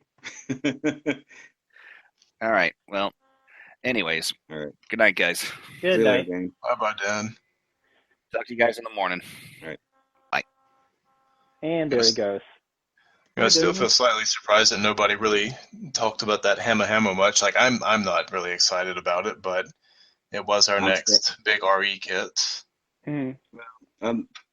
I'm not that interested in most of the RE kits. I'm waiting for the only one that everybody's really waiting for on the Kshatriya, which we will never get. They will just constantly just tease us with that. They've told us why they're not going to make it, though, many times. But I don't care. I want it. It is physically impossible. Like the square cube law prevents them from being able to make it without it crushing under its own weight. That's not well. If the resin guys can make a 1-to-100 version, it may not move as much. But we just want Bandai to give us something at least what the third-party resin kits can give us. There's some incredibly high detailed resin kits out there, 1-to-100 scale. It's just come on. It's RE100. You can make the thing mostly hollow. I mean, the giant binders, they don't have to have a whole lot in there. They just have to have spots for funnels. They just have to have arms and plug in things. I mean, it's going to be lighter than the Nightingale by a long shot. And that was the first one we got, right? And it does literally nothing. It's just a big, red, ugly brick. Well, that's the same thing that you're going to get out of your Kshatriya. It's either going to have its wings up or its wings down. There's not going to be a whole lot. And the arms and legs and everything don't really have to move. They just stay... static or whatever, but maybe they could put like some helium bladders in the wings to help alleviate the weight. Well, I mean, like I said, it's essentially just going to be a shell with the the hinge basically for the arms attached at one end. So you have to reinflate. It could have like an individual mini stand for each arm. They could spring load it realistically if they wanted to. It would probably tear itself apart. No, it wouldn't. It's not a matter of the joint strength, it's a matter of the stress on the plastic that holds the wings up. Well, they're stressing my plastic by not having it. The resin kits have like literal metal rods going through them though to hold everything up. Like you need more than just some little bits of plastic to hold the wings on a 1/100 Kshatriya. I'll pay the money for it. Just make it happen, Bandai.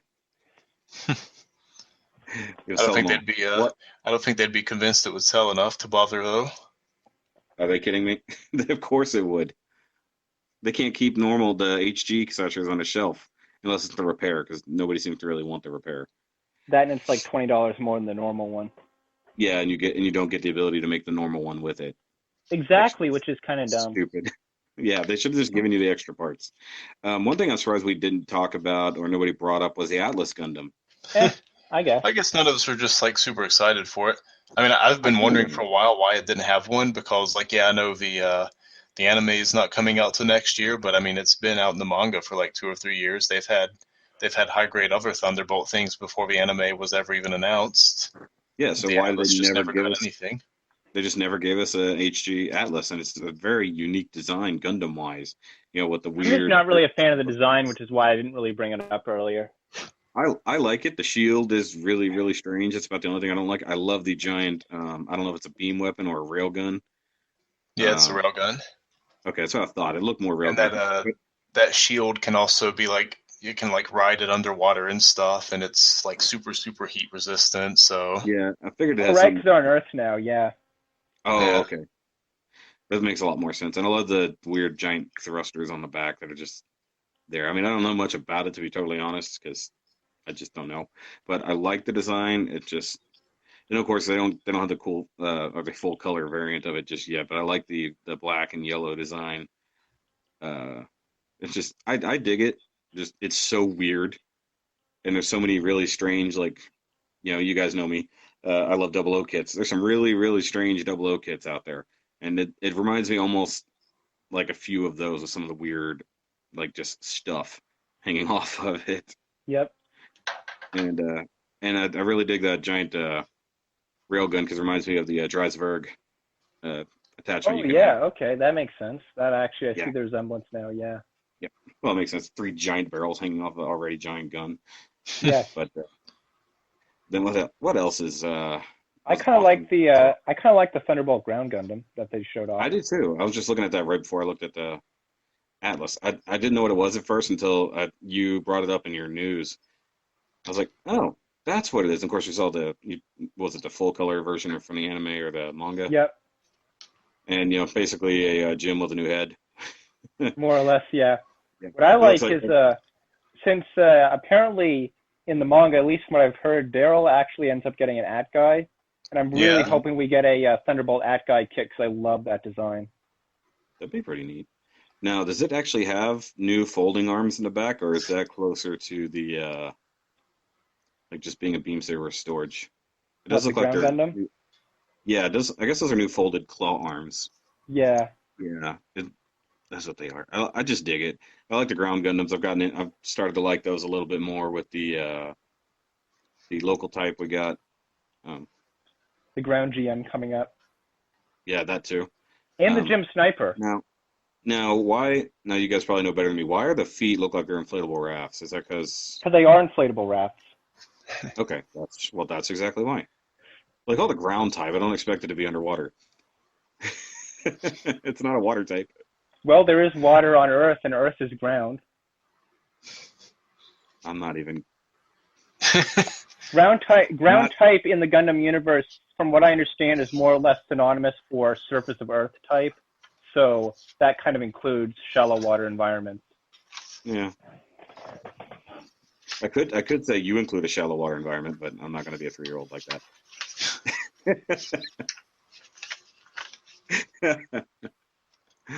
Sorry, whenever I hear ground type or water type, I'm still stuck on Pokemon Sun and Moon, which I have not played today.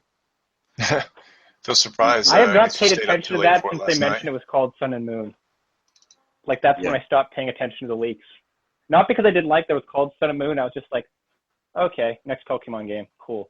Yes. And then just kind of forgot about it for a while. Well, we can talk about the game on one of the Nerdcasts because you wanted to do a gaming Nerdcast sometime soon. Yeah, I think Dan did, actually. I don't remember who said it. I thought it was you. It was Dan. I'm not really much of a gamer, but... Okay, that makes sense. The chat all looks the same when you guys start talking on top of each other. It does look really similar. What I don't know about what the was in my mind, but I like how they suddenly remembered that the high res line existed, and of course, what do they do? But Yes. it's Wing Zero Endless Waltz. yeah, and then Just give more to Wing. planning stages? Oh, good. But it makes sense though. It's such a flashy design that would really work as a high res model. Yeah.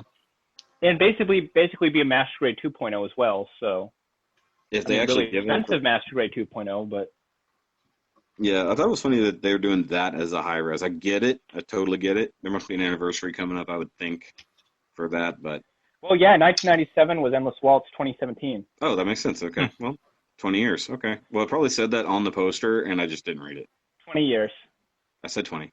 Oh, I thought you said 10. Okay. No, I said 20. Okay. At least it echoed in my head as 20. What is it? The Gundam Voile? Voile? Wall. Oh yeah, the black the and one purple from one. Moonsteel. There's like one grainy picture of it on the entire internet, even though it's been up there for the whole convention. Yeah. No, they got really nice high res pictures on the Gundam guy site. What are you talking about?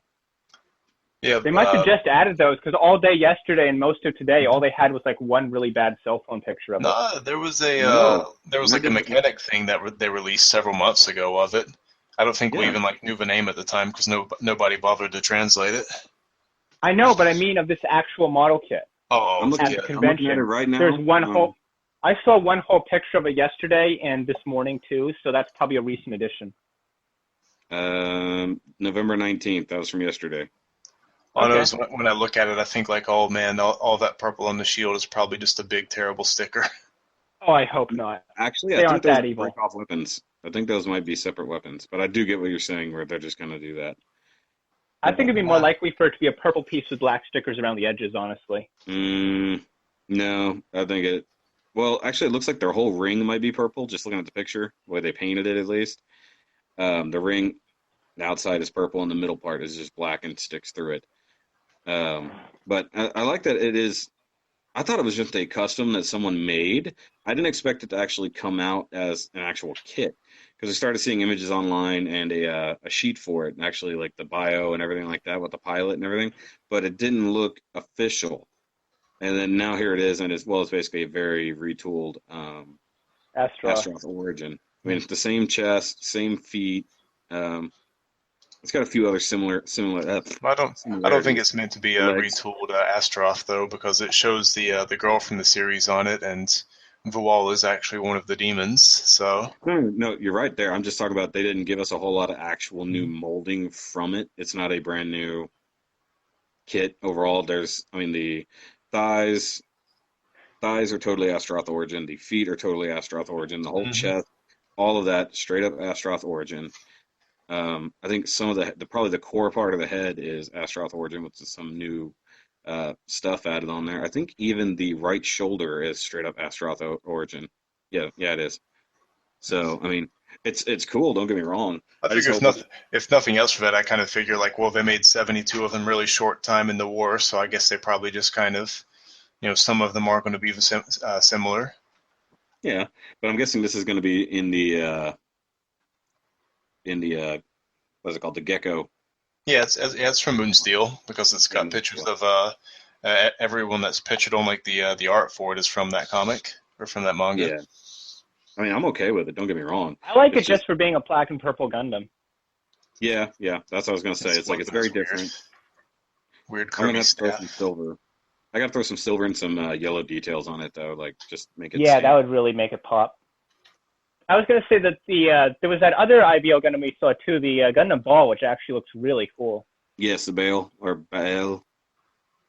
Yeah, Oh. in the new for spoilers, everybody, we do get that actually mentioned by name in the newest episode of IBO, without context really, but yeah, we do. It's just like Ball, what?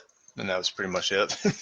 Well, the fact that Rustal reacted to it and said, "How do you know that name?" And then of course he doesn't even reply. Yeah. Well, So I mean, he didn't really give any kind of like he didn't really like even hint what it was. He was just like, "What? Where'd you learn that?" And that was the end of it, basically.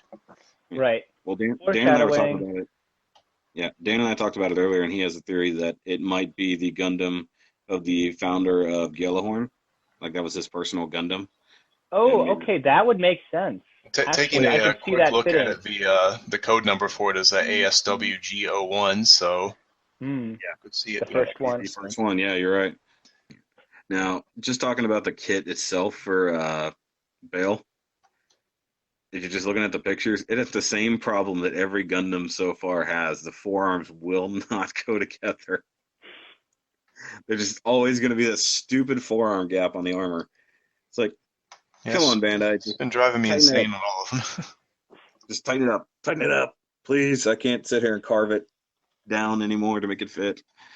But I mean, I like the kit. I want to know what color it's going to be. I think it would be Um, red. I do like the wings. It looks like it's got some hidden gimmicks in the wings too, like some blades or Yeah, the something. wings are cool. And it's like Um, 1,500 yen, which I think makes it one of the most expensive, like just standard mobile suits we've gotten out of IBO. yeah, and we're not seeing any weapons for it, so we don't even know what other stuff it might come with. And it looks like the head might transform a little bit. Those really wide horns like make me think that they're gonna fold in a little bit. Right, That or could maybe like come up to form like a samurai crest kind of or something.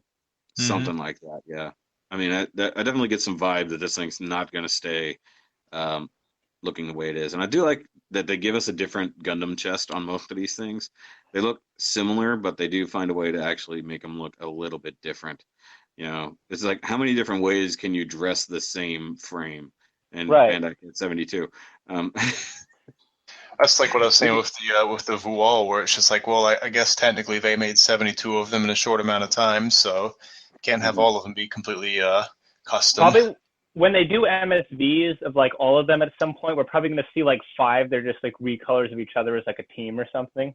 Like there's some point where they're just going to give up and just start straight recoloring stuff. Yeah. Well, that's what I'm almost worried that, and I don't want to see this, but it'd be funny to like. There's going to be some kind of weird spiritual thing near the end, and you're going to see all 72 Gundams lined up, half of them in spirit form called from the past, like the way Yep. that.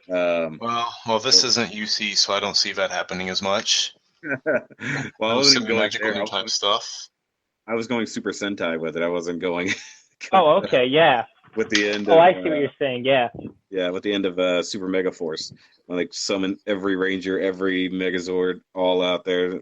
It's like it'd be funny. I mean, if there was going to be some giant threat to everyone that was going to be involved, like usually Gundam tends to do, um, which we're not doesn't seem to be leaning that way. We had that discussion before, but Well, I don't know. It's that would be possible. funny. Like Well, I mean, maybe Mika's they're next building up to stuff happening. Mika's next Barbatos could maybe have like an advanced AV system that lets them like summon and pilot every Gundam at once. You know, like they could work it in. Well, one thing I'm thinking about when we're talking about the mobile armor, maybe the pilot stays in a little purple pod in the ground and pilots the mobile armor from a distance Well, remotely. Ooh, that's what I was thinking that until would be kind of neat, mentioned that it actually. wasn't connected by wire, because I kind of don't see it happening as much. Because don't they usually, when like Eugene has piloted multiple ships, weren't they like still linked by a cable or Yeah, he had a something? cable there. I don't know if that was just to. I think that might have been just to pull the ship, though. No, the Could cable be. was only, yeah, the cable was only to pull the ship because they were piloting both, but they wanted them to look like one ship and keep them in the same line. That's because they were Yeah, towing. But whenever he was piloting all the ships in that battle in like the third episode this season, it wasn't wired. That was totally all connected via their communication system. yeah, Hmm. And Okay, why I have we guess it not could talked? be done wirelessly then. Yeah, why have we not talked about the RG build strike yet? because it's not really new. Yeah, but I mean, not the but the detail that actually has gone into making the actual build strike out of it is actually pretty neat. They actually got at least the knee RG system inside. So it is funny that we're Yeah, finally going to get the RG system in RG. I'm Um, gonna get one just because I hate the stickers on the high grade for that. well, see, I love the master grade version of it, and it's kind of Oh, cool to same here. Literally my favorite master grade ever. yeah. I mean, the Granted, I chest. built like four, and two of them are the same mold, but still. I need to look at it again. The chest is very astray, not so much strike, like the way it kind of pinches in on the Hmm. vents. And I mean, I don't mind it by any means. I just haven't paid that much attention to it closely. I've only built a couple of them. You'd think I would pay attention to something. Um, but you know me, I don't read things and I don't pay attention. Um, The gun actually looks pretty neat. It's interesting to see that it's not really like gray. It's almost like a black on the inner frame of things, which is weird because it shouldn't be that dark, but I'm not hating it. I can actually live with that. But of course, that means we're going to be getting a universe booster, or are we just going to get a whole new build strike or star build strike kit? I hope so. Hopefully, it won't be P Bondi like the Seven Sword. It will be. Don't worry about that. Just because they have to give you a reason to buy another universe booster. Yep. But then again, I've had to buy 2 of them before for my master grades, so I guess I'm glad that wasn't just an expansion. And you guys will, whenever everyone gets to finally see this, I'll probably have it posted by now. But tomorrow on the 21st, I'll have the Master Grade Monday of the MG Age 1 normal. Oh, cool. And I was talking about the full Glanza HG. It's like realistically, everything that makes that kit full Glanza just clips on top of the standard armor. Why can Bandai just not give us that expansion kit? If we can get, what did I compare it to? Oh, the heavy weapons system. Right. I was actually about to say that. Like, why can't we get more expansion kits for Master Grades at retail, like for things like the heavy weapons system? Exactly. And the full Glanza, that you could probably charge 35 yen or 3,500 yen for that. Yeah, 35 yen. That sounds 35 about right. yen would be great. Or $3 for You could just buy a ton of them for no reason. Yeah. Put them on everything. Yeah, like the Balut system that fits on like literally every Zeta Master Grade. There you go. But I just, there's no reason they can't give that to us now. I mean, the technology is so advanced compared to when they made those back in like 2012. Even since 2012, it's gotten that much better. And it's all of the age kits, realistically, that's all they need. They just need an expansion because the core, at least of the Age 1 and the Age 2, stays the same. Everything else. No, it doesn't. They change color though. Like for the Titus and the Sparrow, like the Titus, the chest actually changes to red. So they'd have to change some stuff in that. Yeah, kind of like how the G-Self does. Yeah. It's just like, I'm a different color now. It's like the phase shift armor just like in from real life, Seed, if I where put they on can a just different backpack, I change colors. Yeah, exactly. It's like Seed, where they can just like push a couple buttons and their mobile suit changes colors. Hate to break it to you, buddy, but the core of the Age doesn't change. Only from the hips, only from the hip armor down and the arms is exactly the same. Really? I seem to remember the Age 1 Titus having a red chest. Nope. Maybe that was a custom. Might have been a custom, actually, that I saw. Might just because the giant red shoulders are so big. Even the Age 2, only the arms change. The Age 1, the core itself stays exactly the same, but you change the skirt armor. The legs and the arms are the only thing that change, because that's even what they did in the show. The arms like break off and become their own flyer and stuff like that. So why not? I mean, if the inner arms, at least of Titus, are the same and everything else just bolts on, kit-wise, I should say. Why can't they just give us those expansions? Why not? I mean, yes, more money to sell us a whole kit. You've just reminded me of something that drove me crazy in Age. The number of times where he could just like change to his different like outfits like mid battle. Like the one where they were actually near Mars and they were outnumbered and he was like going to like be shot. And they were like, oh hey, here's a different outfit for you. And I guess they all just kind of froze and watched him as he changed because like they were like in the middle of like attacking him, and then he was left completely alone to change. But then earlier today I was looking up some like footage from Double Zeta, and I forgot about how the Double Zeta first appeared, where literally like a guy was destroying the Zeta, and they had no chance against him. And then they send out all 3 parts for the Double Zeta, and he just literally flies behind them as the Double Zeta like combines from all 3 forms, and he's just like, what are they doing? I don't understand. And he just keeps like he's reacting like slowly as the thing spends like a minute putting itself together. Exactly. It's just look at the same thing in Seed. Whenever they change with the impulse forms. Huh? With the impulse. Yeah, exactly. When they change silhouettes, same thing. Same thing with Strike when they switch backpacks. Well, in Seed, I think they did have to fight a little bit to change over some. Yeah, I've always liked Whereas thing like they in do. Double Zeta and Age, it was just kind of like, 500 guys versus one, and then they just apparently all freeze and watch him as he changes, backpacks. At least fly out of the battlefield to do that, you know. I still kind of stand by the fact that we really shouldn't have gotten any of the age variants as master grades, and I would have rather we just got the 4 basic Gundams. Yeah. Honestly, Well, I mean, like I'd rather have an age 3 normal and age effects over the age 1 Titus and Sparrow and the double bullet. Really.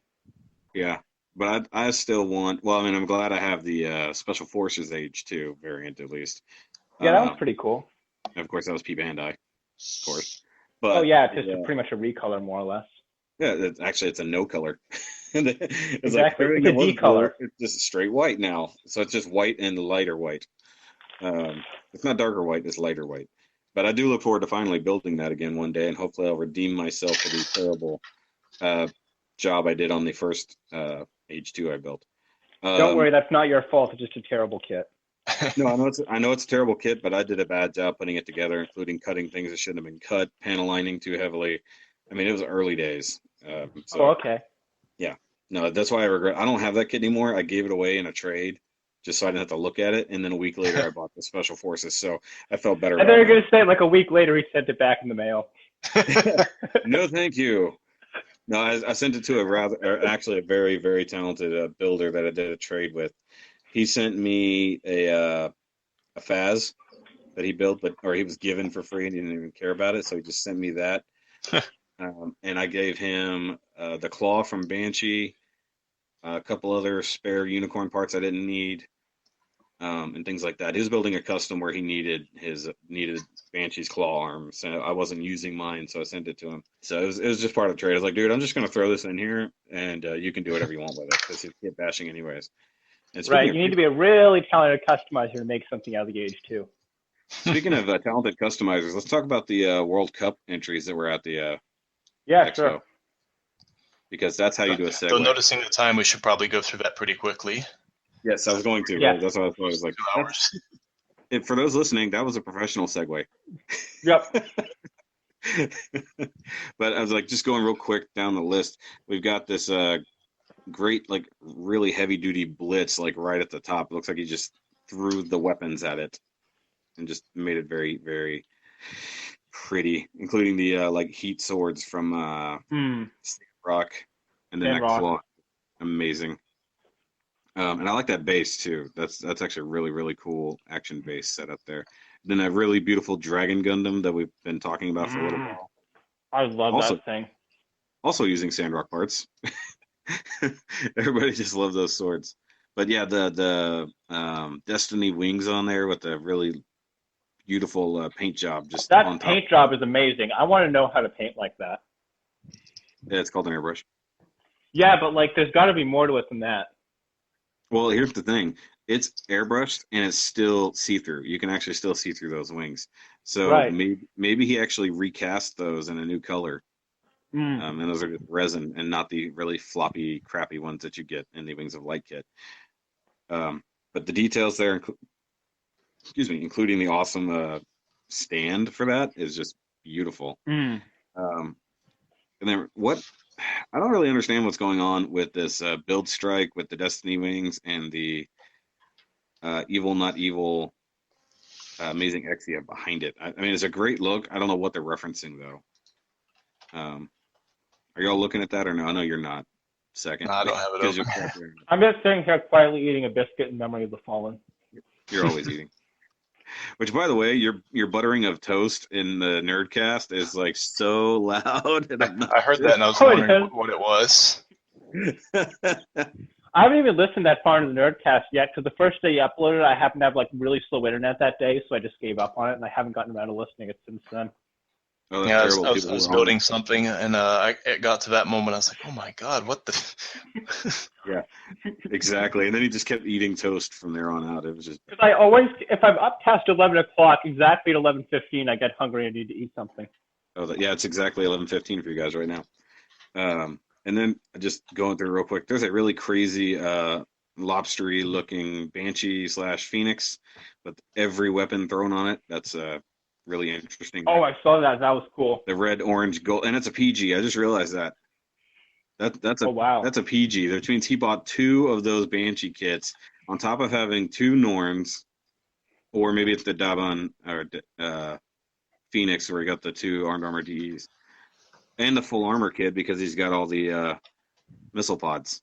Mm. Holy crap! There's several $100s, maybe Somebody's got $1,000. $1,200 to drop before the actual. Like, imagine if you commissioned that kit from them. That would be like a $20,000 thing. Maybe not 20,000, but like with the paint and work and labor and just material costs, that's like at least 4,000. Oh yeah. And then this Exia Dark Matter that looks like it's some kind of drive system from Star Trek. It's beautiful. I don't know what it is. Just I love that. Just custom. Just that's all it is, custom. And then I don't know if this was part of the World Cup. I don't think it was, but I did see this custom on Gundam guy a couple days ago. That was pretty cool. Did you see it? It was the Master Grade Suzabi Verka that was like half clear, half solid. Yeah, I thought that was really weird. I saw it, but yeah, that's probably not World Cup worthy. It's not World Cup, but I thought it was pretty cool. Yeah, no, that's definitely interesting. What is this? I don't know what they did here. It looks like a Nightingale with no, it's not a Nightingale. It's a Hygog, I guess. It's a really, really like weird industrial. I think I know what you're talking about. Yeah, I mean it looks great. Don't get me wrong. It's just it's so busy. I can't tell everything. That's where I wish you could get the really detailed pictures, at least on Gundam Guy. And they're really cool. Actually, I saw the pictures of this Ifrit custom. I think I know who did it. Not personally, but at least via Facebook. Just all the beautiful paint, the chains hanging off of the metal sword, all that. Yeah, I thought that looked familiar. And then the weird SD, not SD. Wing Gundam. Wing Gundam. I think it's cool. Yeah, I like that. That's a neat idea. I want to try doing something like that someday. Yeah, it's like you use master grade parts on most of it, or RG parts, and then use some SD parts as well, just to give it just some really cool look. And it's the is that the yeah, it's the Verka. Okay, that's what it is. That's the one version I don't have of the master grade wing. And then I don't know what's going on with this one right below that. It looks amazing. There's a lot going on. I don't know what it is. It's beautiful though. And then that really cool double X custom that we were talking about before. That I really want to try to tackle or at least make something similar to. Like when I first saw it, I thought it was just a double X with a wing Verka wings, but Dan and I were looking more closely at it earlier. It looks like it's got a lot more going on with it. I still want to try making something like it though, because I love the double X, but I just don't like those satellite panels. They just look kind of flat and not really that interesting. Yeah, they did a good job disguising them as wings and then having the twin satellite cannons up there too. Yeah, definitely. There's a lot of good work making a double X actually look like something interesting. And then here's I guess it's a Hygog, but you're looking through the like a porthole of an underground or underwater thing, looking at the battle that's going on or salvage. That's actually a really cool diorama. I haven't seen that before. There's so much good stuff, guys. We'll put a link to the Gundam Guy. Everything. Well, we will if Dan remembers it. Yeah, Dan, you're gonna remember this. Probably. You're gonna listen to this, Dan. Oh, there's a nice DJ too. Wow, custom DJ. Then there's and a Zaku that's just given up. He's been just shot to crap or crashed on the ground. I saw that diorama actually. That was not too bad. Now there's a diorama I wanted to build, and I'm just gonna throw this out there because I know I'm never gonna build it. It'd be like probably the mega size Zaku 2, but basically just really just bare remnants of it, like a literally a black, like burned out husk that has actually had been there so long a huge tree has grown through the corpse of it. Oh, that would be cool. And people are actually using like the Zaku parts that are stuck to the tree as like treehouse parts. Oh, that's actually a really neat idea.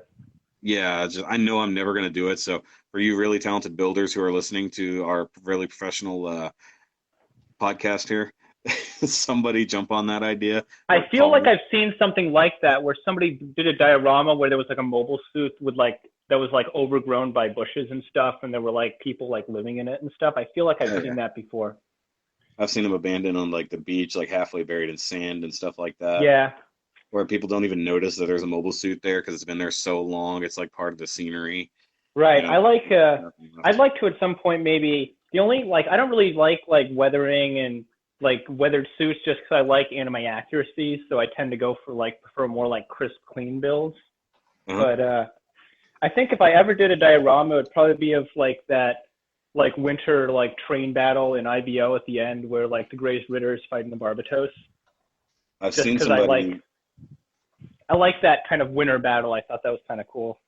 I think I've seen somebody starting to put that actually together.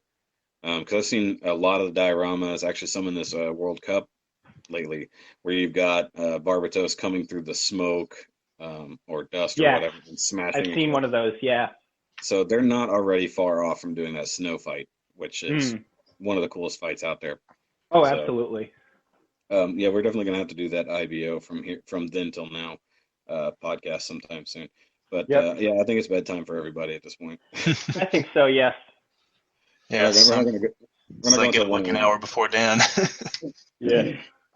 Yeah, but you have more energy than all of us combined. Yeah. Maybe. I was getting really tired last week, but I think I caught up by getting an extra hour of this weekend. Yeah. Oh man. Well, like I said before we really got started on this, I essentially didn't even sleep last night, so I've been mostly up since 6 a.m. yesterday. So the fact that I'm functioning right now at all is a miracle of caffeine. Yes. And soon you can be not affected by it at all. Yes, I can be absolutely asleep. Well, I know I mentioned it to Dan real quick, and I guess we're at the ending, but does anybody have any projects or whatever they want to mention? I could talk about the sticker hell that is the Zeta 2 Travis Kirkland custom. Okay. Yeah, that's your project right now because we've been watching your build logs. Haven't It we? is. Yes, we have. I don't know why I'm answering that. I've seen them, of course, because I made them, but... I was talking to everyone in the audience. We're all in this. Okay. We've been watching those, wink, wink. You have certainly been watching them. Link in the description. And remember the link in the description this time. Thank you. There you go. And then, well, actually, I've watched a lot of them at either 1.5 or 2 speed, just because, it's exactly, because I already speed them up anyways, because I was like, okay, I'm not going to... The general rule I use in my videos is if I can't sit through it, I'm not going to make someone else sit through it. So if it feels really boring, I would just start cutting stuff out and speeding stuff up. So I tried to keep them as concise as I could. I think the only thing you should do there is what I do and add some music over the build part, or at least just. I was going to, but I didn't have any good royalty-free music I could use immediately handy, so I didn't feel like digging around for some. So I'll probably see if I could find some for future videos. Yeah, because YouTube has that whole huge section of royalty-free music that they just have thousands of samples and. That I feel is too overwhelming because unless you know exactly what you're looking for, you're never going to find anything because there's millions of songs there, Yeah, but you can sort through at least, or you can search for certain types. I went through it the first time, but I mean, you guys have heard my build music, my intro music, and all that. I got that off of Audio Jungle, and that is those are not royalty free exactly, but they're very cheaply paid royalties. Right. So I purchased the music legally, just at a low cost. And honestly, I love my intro music, I love my build music, and I love my Shoki Nerdcast music. It's all from the same artist. So, but I wanted that cool either rock or Japanese sound. So that's all I would say is find something like that you can either loop just to throw in the background. It makes it a lot more fun to watch, to be honest. Exactly. Yeah. It is funny. To make a quick callback, Second mentioned that he's working on a sticker hell suit right now. And during the podcast, I've been slowly putting together the Gujin Rebake, the high grade. Full city or the normal? Nah, just the normal. Okay. Yeah, the head. I remember you complaining about the head. And I painted. I knew all about all the stickers, but it's still annoying to do. I mean, I was annoyed just by the elbow stickers on the Yakari, so... Yeah, I ended up having to paint those. Actually, I painted those. That's right. Yeah, I did too. Hyakurin, I did it. Yeah. Now, speaking of that, the current kit that I'm working on is the Hugo, and the shoulder armor comes with those very large semi-wraparound, semi-folding foil stickers that you have on almost every IBO kit. And because there's no good way to match that color, I just had to do it, and I'm just going to have the two best sides facing forward. That's actually exactly what Mecha Kotsu did with his. Yeah, it's just there's no good way around it yet. I would have paid like $1 extra on that kit to have the shoulders in multiple pieces. Yeah, I have to say, like, it's cool the IBO kits have frames and stuff, but they cut so many corners to get them that cheap. Yeah. I actually kind of like one the frame. They have like 1 or 2 weapons per kit. They have a single set of hands. They have really simple part separation.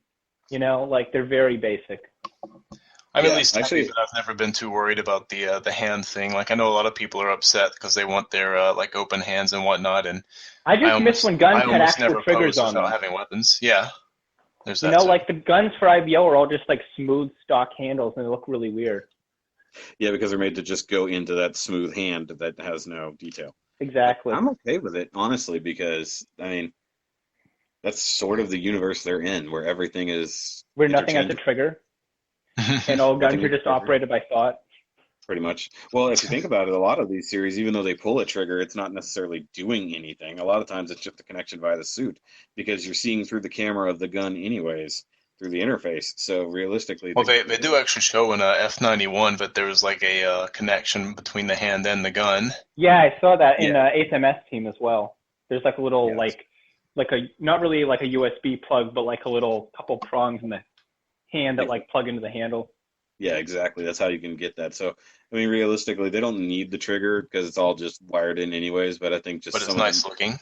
Yeah, it's always nice to see the gun or the hand doing something. I mean, they had real triggers at least in some of IBO, which was probably completely pointless. But yeah, no, they had triggers at least on the smaller weapons like the Dynamis' hand pistols. Well, yeah, but that's not IBO.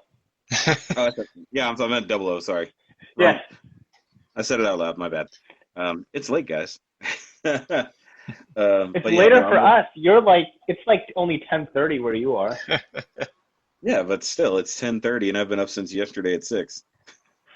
I'd be real happy if it was 10:30 right now for me. Yeah. You guys just need to move to Texas. Yeah. The weather's better. You can paint year round. Not better to me. I need the cold. Yeah. It kills all the bugs. Oh, that's true. We do have like lots. all the weaker creatures like die off once a year, so you don't get all the super bugs and stuff. You don't get 6-inch long cockroaches and stuff like that. Yeah, but you get used to it's called indoor hunting. You find the largest thing that managed to crawl inside somehow through a crack you can't see in your house, and you kill it with the largest thing you have nearby. It's just like in your World of Fallout. Yeah, no thanks. The giant rad roaches. Exactly. Where you have to actually kill them with a gun. Exactly. Well, I don't know. You could maybe use rat shot. There you go. So, second, how close are you to being done with that, Travis Kirkland? Is it actually finished, or?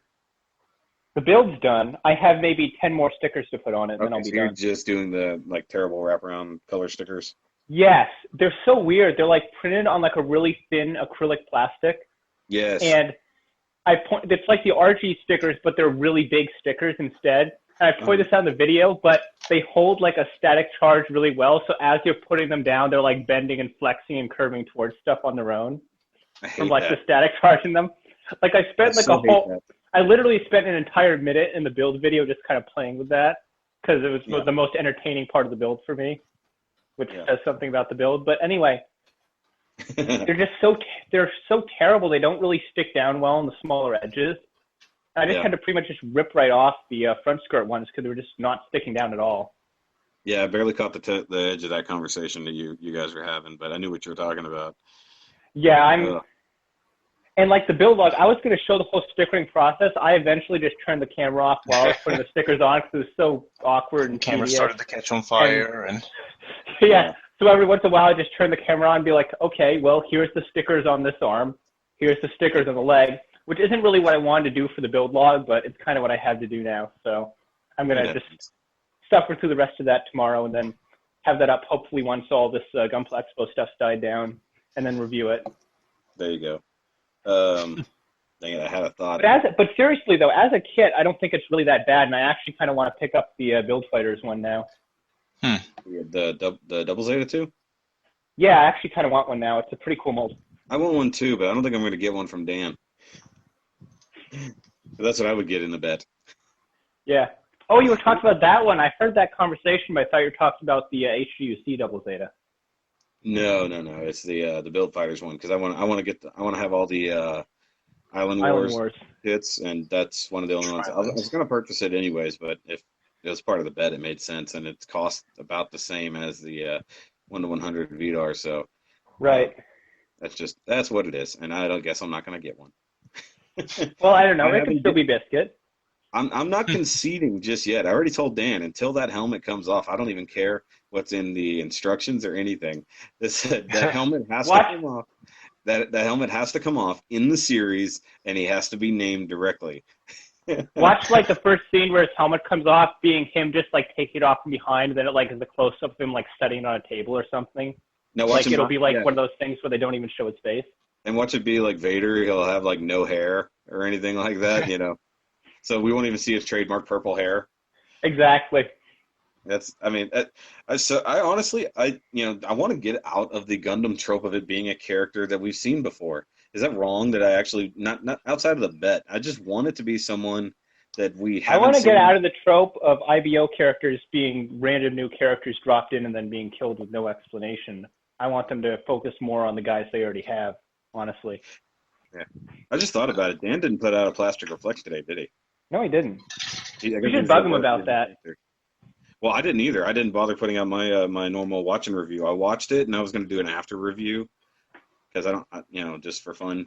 I might combine next week's with it too, just for fun, because we get some good stuff that's been teased for next week. They also announced a new SD Gundam. It's called like the Musha Gundam Mokage or something. Yes. And I'm really excited for this. I'm happy to see that they're not ignoring the traditional SD Gundam stuff in favor of X Standard, because I really like those like samurai Gundam designs and like the Knight Gundams and stuff. And it's so cool to see they still have those. I love the Musha line, and I love just the Legends BB Senshi line. I just love that. Exactly. They're so fun. They're fun little kits. Now, the only problem with that, because I have to review them very soon, there's so many gimmicks and so many things to go over. You have a tiny SD kit that'll take 25 minutes to talk about. Yeah, well, probably an hour and a half for you, but... Oh, yeah.